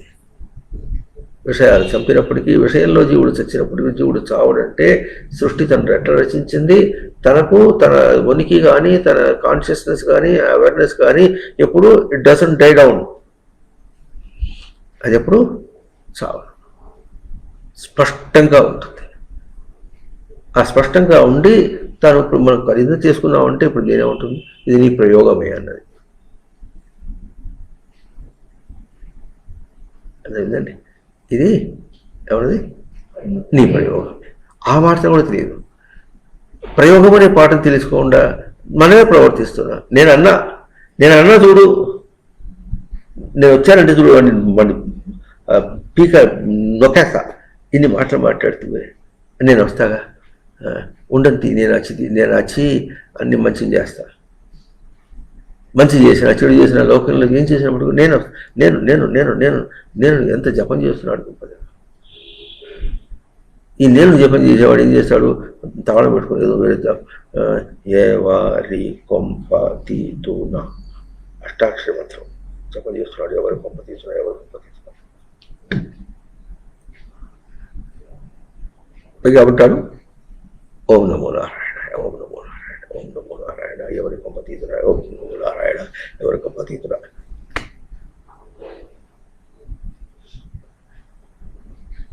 ఎంత సూడో అంత భ్రాంతి స్వరూపంతో ఎట చేస్తున్నాడో ఇదంతా వాడికి అంటేదాకా తన జీవభావం ఉంది. సృష్టి తన వెనకట్లా ఉంది, జీవభావంలో కూడా గుర్తించు. నీ జీవభావంలో ఉంది, నిన్ను జీవింపచేసే భావంలో ఉంది. Not a diet down. ఎక్కడ పోయి నిద్రపోవటం లే. ఏం చేస్తాడు? ఆ నిద్రపోకుండా ఉన్నట్టు దానికో సుప్రభాత పడతాడు. బాబా ఒకటి తీస్తే ఒకటి, ఇంకోటి తీస్తే ఒకటి. నువ్వు ఎంతన్నా చేయి, జీవభావం నీ దగ్గర ఉంది. ఇంకా వచ్చిన చెప్పుకోవడానికి ప్రయత్నం చేద్దాం. ఓం తత్సత్.